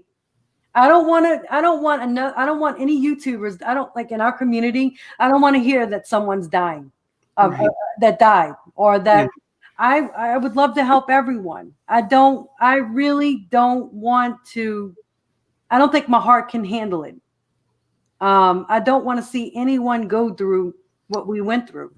Right. I've been going through it, not just with my brother, with other family members, with other friends. I've suffered so much loss. Yeah. So one day clean is an accomplishment. It sure is, especially if it's one day clean from heroin or drinking. Drinking's a really hard one to give up. Yeah. Big time. Because there's nothing you could take. It's all mental. Right. At least with heroin, you have an opioid to fight an opioid. What do you have for alcohol or gambling? You have Right. all mental. Right. It's all mental. Yes. You have to tell yourself you're not going to do it. And that's really hard. Because alcohol is chemical. Yeah. Mhm. Mhm. Yeah. Definitely. I'm trying to read different bit, year, half, and still very fresh. Just hanging in. Oh, Neptune. What are we praying for you? My friends, drinking is hard. Yeah, drinking is very hard. And that, unfortunately, alcohol is everywhere. Yeah, so it's very easy to get. You can just walk into a store and buy it. You can go in a Walmart or Walgreens and get it. It's everywhere. And it's legal to purchase it, which makes it even harder. Yeah. And that they saying, when I was looking up stats in Alaska, alcohol is the main stem of all the crime that happens there. Not drugs, alcohol. Wow. Yeah. Well, and coming off of an addiction from alcohol can be life-threatening. Yeah, it has to be under. You have to. You need medical supervision when you're coming off. Yeah, you go through shakes and sweats. I've seen a couple of family members. And you can actually die from those withdrawal symptoms, from what I understand. You can. Yeah, you can. So you have to be careful. I've always told my dad, if you stop drinking or smoking, you're probably going to die. That'll be your fate, because he's been so wrapped up in that for so many years. Many years. Yeah. I mean, if they have a couple of people that have going through the same issue right now in your chat. Now. This whole chat has been full of people sharing their stories, telling, that they've also been affected by loss. They've had family members, friends, etc. I mean, there's so many people. That's why I wanted you to read this chat afterwards. Maybe go back after and read it, because there's so many people that this has affected. I'm blown away. I'm just blown away how many people are in here and can relate to this story. And it's heartbreaking. At the same time, I'm thankful that we can be a source of support and comfort. And, I'm thankful for that, but it is heartbreaking to see. Yeah, it is. That I don't wish this on anyone, because it'll destroy a family. It will. Yeah. It destroyed my family. Drugs and alcohol destroyed my family. I took my last, I've only been a social drinker. I always knew that I had that, that genetic predisposition with being an alcoholic. I had drug abuse in my family. So I was like, I'm not going to, I will not become an alcoholic, because everybody in my family's one. So I would drink socially because I didn't like the way it tasted. And for one, I don't like the puke, like I said earlier. Right. But February 2nd is the last time I had a drink. It was around Mardi Gras. I'll never drink again. That's it. Yeah. I could go without. I don't need it. Personally, I don't like the way it makes people look. Slurring words is not attractive. And go to jail for it. Yeah. So people die every day in car accidents from that. I don't want to have any part of that. I have a biological mom is dying right now because of it. So I'm going to do that. stay away from the gambling and never drink a sip of alcohol again. Yeah. Time was in February. Because I don't want to even be in that circle. Carla says, my son is in recovery, so this has been very informative for me. Several people have made that comment. Like, this has been a very informative chat, and they're thankful for all the information that you've been putting out there tonight. So I also am so thankful that you came up and were willing to share this very personal, tragic story with us, and probably help a lot of people in the process. Like, you have no idea what your words, have done tonight. I'm sure we'll never know, and who they've touched. Thank you. So I'm so thankful for you for doing that. Thank you. I would like to hear Carla's story. And she's talked a little bit about it on her channel, and so has The Truth. And I would like to hear more of their stories, Yeah, well, The Truth, like I said earlier tonight, The Truth actually did a stream just the other day where she's talking about her story with her son. Mm-hmm. And I think she's going to do more of that, if I'm understanding correctly. And I know it's hard in this kind of community, especially to talk about these things because, there's assholes all over the place that will hold it against you and tease you with it and make troll accounts and everything else. Right. But ultimately, we have to, you're welcome, Twanda. We have to, you decide if you're going to share that, then just know that there's going to be jerks that are going to say bad things, and just block them and get rid of them because your message is way more important than any stupid troll. Yeah, and I went through that myself. And I don't wish that on anyone. And there's really cruel. Yeah, I mean, if you once had addiction or currently dealing with demons, you don't have no right telling anyone else about their addiction. I think people should just put the addictions, unless you want to educate someone on an addiction, you need to put that shit on the back burner. And not go after people, with their addictions. It's really it's below the belt. It's a really shitty thing to be throwing in someone's face. You have no idea what you're saying, and that's why Diane speaks out about this so much. That when you say things like take another drink or put a needle in your arm or some these ridiculous quote insults. That's not an insult. That's just trashy. That's just trash. There's nothing cool or insulting about that. It's just a trash thing to say. And it's, it's just sick. There's real people on the other side of these screens. You can't just say stuff like that to people and expect that that's okay. It's not okay. And then you got people putting, the parenting skills. And I mean, unless you're Mary, Mother of God, unless you are Mary, okay, and you're like the perfect mom, you don't need to be ridiculing anyone on their parenting skills. Okay.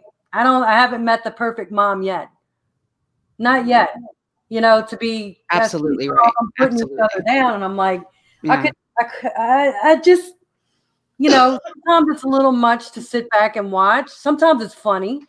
But I mean, nobody should be talking about kids or addictions. It's just up. And I see it coming out of all the communities. It's just crazy. After what I just went through, look, watching a little drama is it could be an escape method, because what I went through is real life drama. And I'd rather this shit than real life drama any day. Right. But at the same time, it could be very toxic because they got people on here that think they're fucking perfect. Okay. And they're not. They're far from it. And they have their own battles to fight. Absolutely. And no kid is perfect. Okay. Right. And you can't control what your kids are going to do later on. You could have all the money in the world. That doesn't mean anything. Right. Okay. You could have all the money, all the luxury you want. That don't mean anything. Yeah. We had that. My dad was making over $250,000 a year, owning his own company, was the second to own a business in New Orleans of that type of business. He had tons of money, and look what happened. Yeah. He got into drugs. His son got into drugs. I mean, come on. It doesn't matter who you are, what social class you are. Right. So nobody, at least your kids or whatever. Guess what? It can happen to anyone. Anyone. anyone. It Does could not happen to me. discriminate. It could happen to my son. Yeah. You know how many DEA? Wait, the head cop, the chief of police in St. Bernard lost his son to a heroin addiction in a ninth ward. He went missing for a whole day, ended up dead in a ninth ward with a needle in his arm. Wow. That's so awful. The head guy of St. Bernard Parish. Yeah. This happens to the best of people. Mm-hmm. No matter what social class you are in. And you can't tell me that this guy wasn't a good parent. Right. Right. Exactly. The people that you least expect sometimes. Right. People just have a preconceived notion that it's people of a lower class that might come from families with a single parent or, low income, all that kind of stuff. And that's just not true. No, it's not. Thank you, Tor. Thank you, everyone here. And just know you're not alone. It's okay to reach out if you need help. That is true. You. Thank you, Lanky Tor. I'd rather have two parents that love me, that are stinking poor, okay, than have two assholes, all right, that aren't supportive, that are narcissists, that want to control everything, all right, that don't show love, that have never said I love you. I'll take two poor parents that have flaws, that have issues, that show love, and warmth and affection, and that'll give you a big warm hug. But I don't have that right now. Oh, that is true, Lace with Lacey. That is true. I bet we walk by more addicts on the street than not. Smile at people. That could change someone's world. It's true. What I felt really crazy, they had a doctor, an MD, that fell in the heroin world. And I'm just sure that doctors fall into all kinds of addictions, and as those nurses. Yes, and a lot of nurses I found. I was looking up the just different people that had issues, and teachers, and one lady was teaching preschool, and she would sneak off and go do the drugs while she was caring for the kids. And I'm just like, how? And it's just, we living in a new era. So I mean, it's just a lot. Yeah. I'm glad that y'all let me speak up here. I'm so thankful that you came up. Yeah, thank you for letting me come up. I've been a little bit of a motor mouth, but I think it was so important. Everything that you had to say was so important, and the chat, was hanging on your every word, and that's why I want you to read it, when you go back, because I just want you to see the impact of what you did here tonight. Thank you. And if anybody wants my number because they feel like they might be in trouble or need someone to speak to, they are welcome to call me or email me, and I will school them or help them through the problem, with drugs or even just anything. I can help them. I would love, sometimes you want to talk to just a normal person. You're not ready to go all the way with the help, but I could get you to where you need to go. I love that. Thank you. Thank you so much for doing that. Yeah. Yeah. How can people get a hold of you? Do you have like an email address? I don't want you to put your phone number out, but. Yeah, I can give them my email address. Okay. If you want to type that in the chat, then people can take it down. Yeah. And that way, if people want to reach out, they can. Anonymously. You don't have to say who you are. It's just know that she's there if you want to talk to somebody who's been there, who has experience. Yeah, I've been there, and I've been for the last few weeks. I haven't really told many people this. I am kind of been drug coaching. Yeah.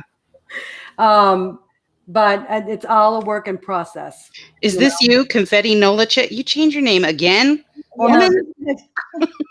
This is my account. I always take it down. I always take it down after I go on a panel. Okay. I don't really keep it up. Oh, I see. No, I would love to come back as Science Girl and everything be hunky dory, but I know I will be sucked in the drama again. Well, it's that's kind of how this place is. So right. So I definitely don't want to do that. And if I'm gonna do the whole drug thing, I'm definitely not going to intertwine and come on here and Yeah. off at the mouth. There's no fucking way. If you want to be taken seriously, if you're trying to help people with a mental illness, you're definitely not going to be taken seriously if you're up on here blasting off at the mouth. True. So I will not be doing that. True. So that this just changed your entire life. Obviously, this changed everything. Changed your outlook. Changed your goals. Changed everything. Yeah. Yeah. And I told them I was going to do like drug coach online where you get the certification. It's like 60 hours. I looked through that. I saw the curriculum and I'm like, oh, hell no. I'm not going to spend $3,600 on a 60-hour course when I can get a degree. Oh my goodness. And have the paperweight, where I just throw that. They said I could still coach. I could still be a drug coach. You don't need anything to be a coach. To be a counselor aide or whatever, I don't need a degree for that. But to be an actual drug counselor, I would need that master's, work like at the sheriff's office or through the state, and all of that stuff. But to coach people, I don't need anything. I have experience. I know the science behind it. I've taken counseling classes at the university that I could prove. And I think that right there will help people, plus the life experiences of dealing with addiction. Well, and Stephanie just said that's a good thing to keep your mind busy too, on a healthy thing. Yeah. It will help you as much as it helps, other people. Right. My brother, he was unfortunately so far gone that he would not let family members help. We have a licensed, counselor in the family. And that still was not enough. He did not care. Yeah. He did not want help. He got Suboxone, but he knew when he got off of it, he could do his heroin. Yeah. He just got some bad heroin.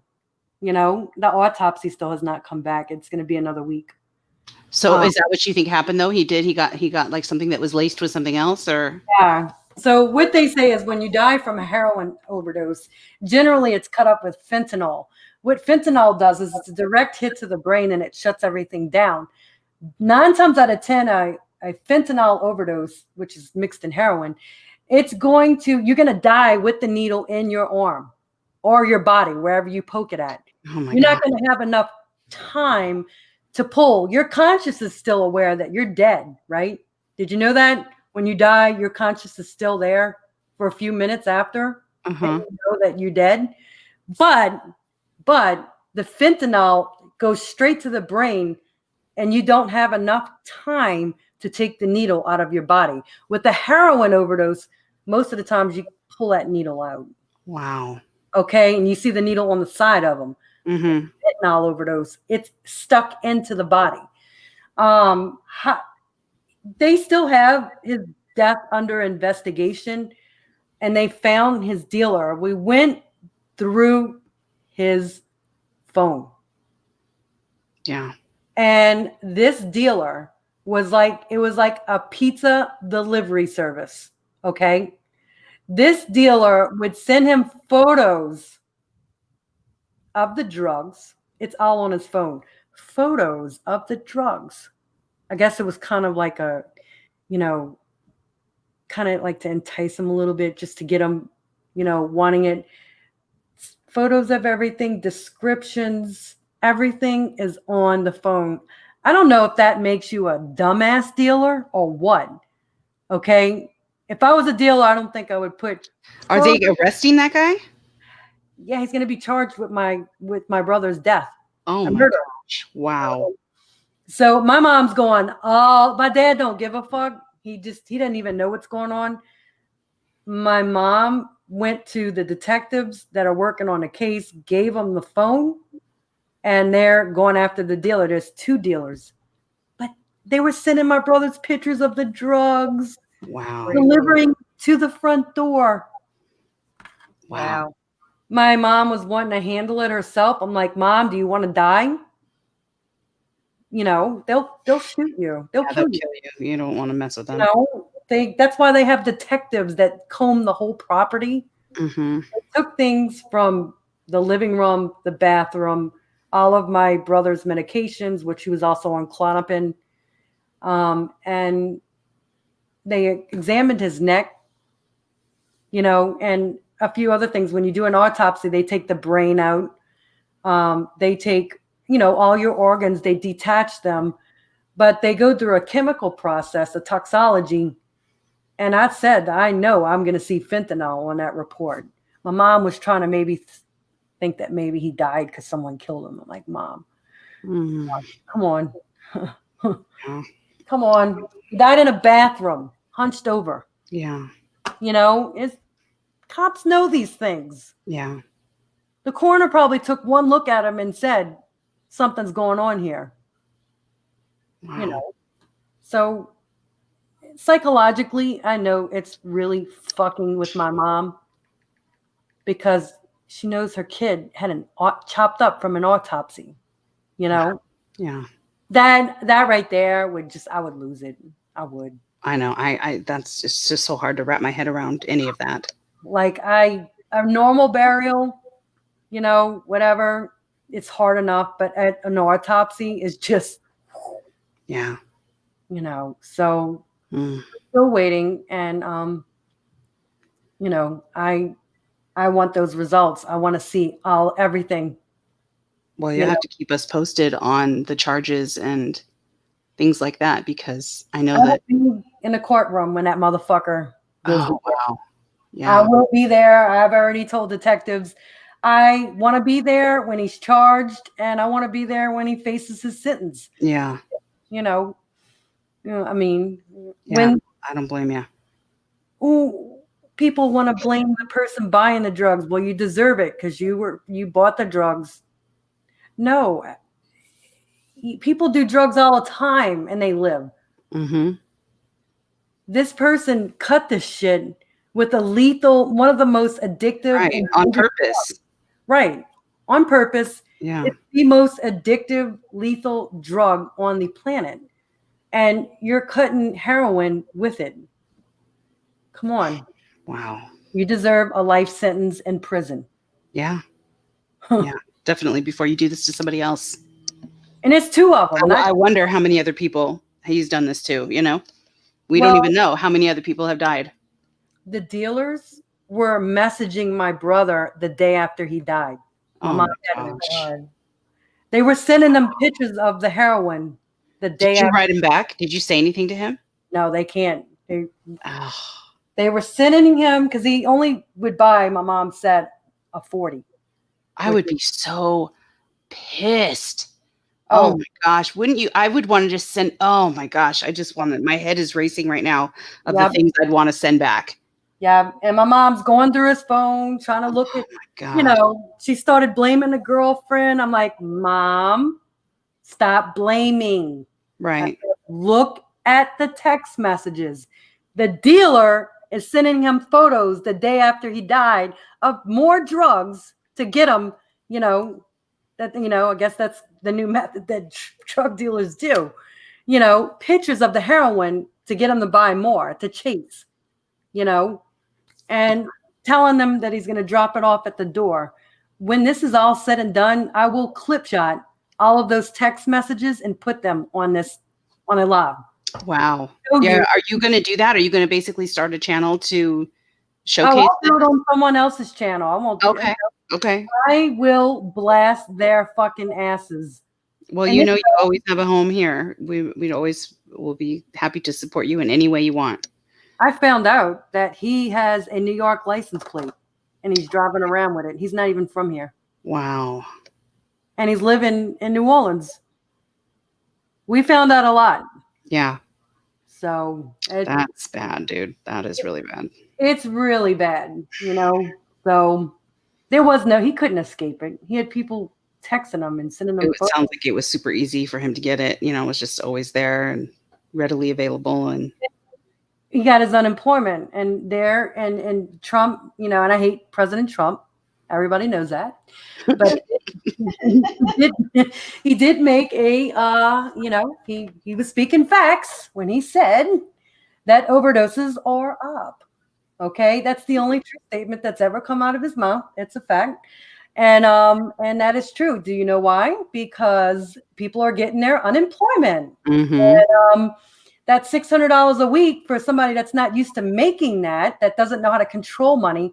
The last thing you want to do is give an addict $600 a week when they're not even working. Right. In the middle of a pandemic. Right. What do you think an addict's going to do during a pandemic? They're bored. They're scared. They're, sitting on money. What else are they going to do? We can't go anywhere. You can't see anybody. Right. What else are you going to do? Yeah. I mean, I couldn't gamble because everything was shut down. Okay. Mm-hmm. I would have been fucking at the casino blowing mine, my time, but I wasn't. I mean, I could not do fucking nothing. I was miserable. Yeah. I spent my time cooking and getting fat. So with Adrian, he got his unemployment just for 1 week. And the second he got that cash in his hands, he bought his girlfriend $200 worth of roses. I'm going to cry. He bought his girlfriend $200 worth of roses with it, and then bought food to make them dinner, and then bought heroin and died. Wow. All the food was still on the counter. Oh, honey, I'm so sorry. So he had a little bit of love in him. He had a little bit. I'm glad. I'm so glad. A little bit. He didn't show it to me and my mom, but he had a little bit of love. He loved. Well, it was also the drug that he was taking, the addiction. So, when people are in addiction, they do things that are out of their normal right character. So it doesn't mean that he didn't love you. And a part of that makes me just, think that my dad, that's his problem too, but I don't know. It might be. It might very well be. Yeah. Because I don't even know what love is. I really don't. The only love I've ever experienced is with my son. And that's why we're so bonded, because I never had it from my parents. Yeah. So, and that's that, Well, Alicia, you know that you have a lot of people here to support you, that will talk to you anytime you feel like talking. And like you said, you want to offer your help to people who want to reach out to you too. But, understand that you're going through something as well right now. And it's going to take a while. It's going to take a while to, take it fully in. Trust me. Yeah. It's not easy. I heard you never get over it. Well, I don't think you ever get over it. I think, for me, I think, the years that have gone by, it gets a little bit easier. Mm-hmm. But I also avoid things. I have a problem. I have my own little problems that I'm dealing with, and I'm going to therapy for it. And but you're never going to get over it. You're just never going to get over it. I mean, that's something that is just not going to happen. Yeah. And it will get better. You'll be able to deal with it better, I should say. And my mom wrote me one last, a message. I don't know if I showed it to you, but I showed it to other people. And it was just, please love me. I lost my first baby. And now I lost my other one. And all I want you to do is love. The reason why I adopted you is because I was suicidal. And I want you to love me, or, she wrote me that, and I posted it on Facebook because I've just never seen that side of her. Mm-hmm. But we have a lot to work through because she has some issues and she's going through a lot. She's going through a lot too. And you're going to have to also, be patient with her. Yeah. Because I know that you feel from, going back to your childhood and, that she loved him more. Yeah. But she needs you. She needs you and you need her now. So yes, maybe something can, maybe you can get a different kind of a bond that maybe you never had before through the death of your brother. Yeah. Loss and her loss. Right. You just as a child, Mm-hmm. how you being treated. I wasn't treated right by my grandma. And my dad's side of the family did not really treat me that well. And that's going to be very difficult. That has to be very very difficult as an adult Yeah. thinking back to when you were a child and you missed out on all that. I can't relate Yeah. Like, but then, I mean, but when I go to that, shoot so I weddings, can't. But that you have a lot going on right now. yeah, when I go shoot weddings, when I see the mom, how awesome like the moms are Hmm. and the dads, it just I want that so bad. And I never had that. Like the moms and dads, how supportive and loving and awesome they were, and even if they have drama at the weddings, the moms and dads, you could tell the difference, I'm able to like Yeah. distinguish the difference between what I got from my family and what most of the people I've done business with, how their dynamic is in their family. And that has to be very difficult. Yeah, I know. That can be very difficult for you watching that. But now you're in a different place. Now you've lost your brother. Your Yeah, mother has lost her son. You maybe through this, might uh, have something different. Yeah, yeah, you might be able to, develop a whole different new relationship with your mother that you didn't have in the past. I remember I think she was just talking about how she was throwing up or something and called her mom at 3 o'clock in the morning, and her mom rushed over there to help her. My mom would have never done that, like or my dad. Um, that's the difference, like when you hear Yeah. that, that's such a sweet, little story, like your mom helped you and rushed out of bed at 3 in the morning. My mom would have been like, I got to get up for work in the morning. Yeah. um, my mom would have. Somebody in the chat just said, remember though, you broke that pattern with your own son. I And did. that's important to think about. Remember that. Well, all my son has is me. He doesn't have a dad. So Mm-hmm. I had to step up to the plate and give him the love and guidance that a mother and a father would do. And I made sure that I did that, and I have a respectful son. He's 24, and we have a very strong bond because of that. But he still has the rest of his life to live. So I'm hoping that when he's on his own, because he's talking about moving and to another state, and that that's he's in the music. He's a music person. He has an album right now. Mm-hmm. He has a regular job, but it's actually ending, and he's going to be doing music full time. And that's a very fast-paced industry. Okay, very fast life, and with that, you're going to be exposed to a lot of different things, and you have to be strong enough to say no. Well, yeah, and I think you're more hyper focused on that because Hmm. of your family background.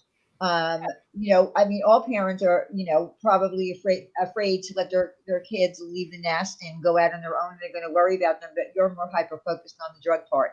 So you're Yeah, afraid that the addiction genetics are running through his veins and that he possibly might, um, you know, take a drug and while you're not looking because you're not there. But yeah, these are the risks that I guess you have to take.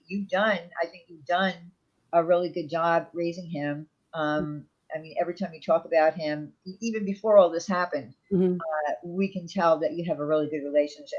So yeah. He is my life, yeah. and you know what? When I was a dancer for almost 10 years, almost off and on.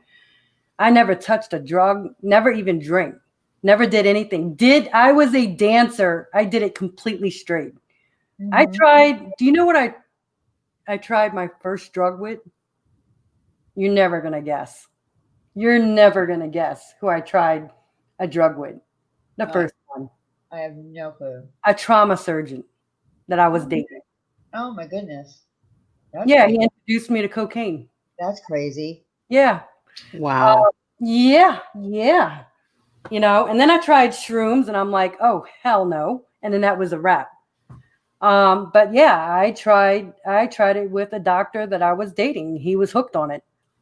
He would operate on people with cocaine in his system. Oh God, don't even tell me that. Oh my gosh. Wow. Don't Yeah. even tell me that. Oh, He had a serious problem because he needed it, and then he would do a downer to come down from the coke. Yeah. He was a He was a well-known trauma surgeon too, not just any, That's scary. So Wow. yeah, and I liked it for a second, and then it wasn't. It did not. It messed with my teeth, and it messed with my skin. It made my mouth feel chalky and bitter. And I'm like, oh, hell no, this isn't fun anymore. Yeah. Like, no way. Now, if they came out with a drug that made you skinny and then made you feel great, that was legal, I would take it. The closest thing is Adipex, and yes, I take that to lose weight. Hi, honey. Okay, I cooked dinner. It's in the refrigerator. Hi, baby. Nice seeing you again. But yeah, I mean, it's crazy. They don't have anything like that. So if it didn't affect your looks, except made you lose weight and made you look beautiful and gave you energy, yeah, I would take it. I think a lot of people would if it wasn't dangerous and If it wasn't dangerous, yeah, sure. Yeah, I'm sure a lot of people would be. And if you could create that, you'd be rich. So yeah, exactly. The one I'm taking now, which is Adipex, is very dangerous. You can have a heart attack, but I'm prescribed that, and it does cut my appetite down. Yeah, but it. Well, does. I mean, you're under the medical supervision, I'm sure. So right. It's different than getting it off the street. Right. Thank God. Right. Yes. We're definitely not advocating anybody get anything off the street. No. Please follow the advice of your doctor at all times. Yeah. Well, just think about this, people that want to do their next hit of Coke or whatever, or even smoke pot, they're now putting fentanyl and marijuana and also in cocaine, crack, wherever. It's in everything literally right now. Let that be a warning to everyone. Yeah. It's like Russian roulette. Mm-hmm. You might want to think about that. My brother did not probably ever think that his life would succumb to something that he had been doing for 15, 20 years. Mm-hmm. And guess what? He got something that was cut wrong. Mm-hmm. So. God, I'm so sorry. That's awful. Right. Well, Alicia, I thank you so much for coming up and sharing with everyone your story, the story of your brother. Thank you. And giving everybody, information that could help them. And also thank you to the chat for sharing your stories in your comments. Yeah. I know Alicia will, rewatch this. Just a little heads up. Mm-hmm. YouTube is taking forever to for the full live stream to upload. If you go past a certain amount of time, it took 2 days for Ladies Night to upload fully. So with the chat and the whole thing. So I'm just letting you know ahead of time. I don't know if it's going to happen on this live stream, but it did with Ladies Night. So it didn't upload until Monday. So, but I want to thank the chat too for coming in and supporting Alicia through this time and listening to what she had to share with us. And the pictures of your brother were beautiful. Thank you for giving them to us so we could share them with everyone. Did you see that one photo I sent you with all of us in the photo? And I said everybody died in the photo. Did I? Oh no! Wait a minute. That one with all of you in the photo. Everybody. Yeah. Yeah. Then at the baseball field, I sent you the photo. Oh, let me check. I forgot that one photo. Can I just point that out? Yeah. Do you want to screen share it, or do you It'll want me take a second? Take a second. Okay. Let me just see, because this was everybody in the photo died of an overdose. Oh my God. Yeah. Hold on. Let me see if I could pull it up in Photoshop. Okay. I might not even have it on my computer still. That's scary. I sent everything. Is it the one with you wearing a blue top? I was making a really goofy face, and is it when you were young, like when you were a kid? Yeah, I'm gonna get it. We're off the baseball field. I'm looking for it now. Let me see if I have that one. Here it is. I got it. I don't know what. I don't know what I was thinking when I made this face, but I used to make really silly faces. I actually would get punished for it. Well, listen, my father used to take pictures all the time. Whatever we were doing, he would even make me pose for pictures. It was crazy. I'm telling you. Let's see if I can pull it up. No, I don't know why it's not pulling up. Let me just see something really quick. Let me make sure I'm scrolled out of everything.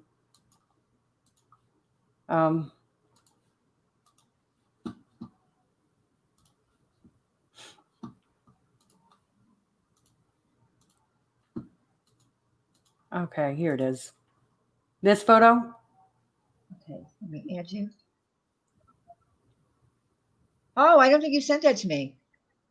Okay, so this You sent me is one of your brother in his. okay. Yeah, that's the photo I'm making the funny face in. I was trying to piss. Oh God. Okay. Yeah. I see. So this was our best friend, Okay. and he died of a heroin overdose. Mm-hmm. He died. That's my brother. Died of a heroin overdose, and he died of a drug overdose. This was my cousin, and Aw. he died. Yeah, he died before all of them, and then Jason went, and then but yeah, he died. It wasn't of opioid abuse. He actually died from huffing. Wow. Which is really, really bad. I've heard of that. Yeah, he was adorable little kid. You could tell they were. Yeah, you can tell how adorable he was. Oh, Yeah, so they sad. all died. I'm the only one that of course. So sad. Yeah, that's what I want to say. So sad. And we all grew up in Driftwood, like great families, and he had a really, nice house. We all went to school together, and I don't know what happened, how he started with it, but he died. Actually, it was like 4 years before my brother died. And then another childhood friend in the same neighborhood died from a heroin overdose. Well, you definitely have had way too much loss in your life. Yeah. And I don't even, I can't even imagine what it feels like. And now your brother. So, but what it's done for you, at least, is open your eyes and, has given you a lot of insight into, the drug abuse and addiction and what's going on with this epidemic and how it runs through the family. So, and it has brought you to the point where you want to do drug counseling. So that's, I guess there's a reason for everything, right? There's a reason for everything. And Yeah. the price that you had to pay is not exactly a great one, but if you can go on to help people, who are suffering or struggling, then that's something wonderful for you. Thank you. Thank you. And when it's done and complete, I could start a channel and help people for free. Absolutely. Absolutely. We have a lot of people on YouTube that are psychologists, therapists, and they have fantastic channels. Right. Well, I'm looking forward to it. All right. Well, again, everyone, thank you so much for coming and supporting Alicia. Alicia, thank you for coming up and sharing your story. Thank you. We will be back on Friday night for Ladies' Night. Thank y'all for having me up. Thank you. Thank you guys for being here. Thank you, mods, for dropping links and numbers all night. And thank you to everybody who came here tonight. I know this wasn't like a typical drama stream, but you guys came out in full force to support Alicia, and that means the world to me. Yeah. And I know Diane and Alicia as well. So thank you guys all for being here. Appreciate you. Thank you. I love you. Bye. Bye, everyone. Bye.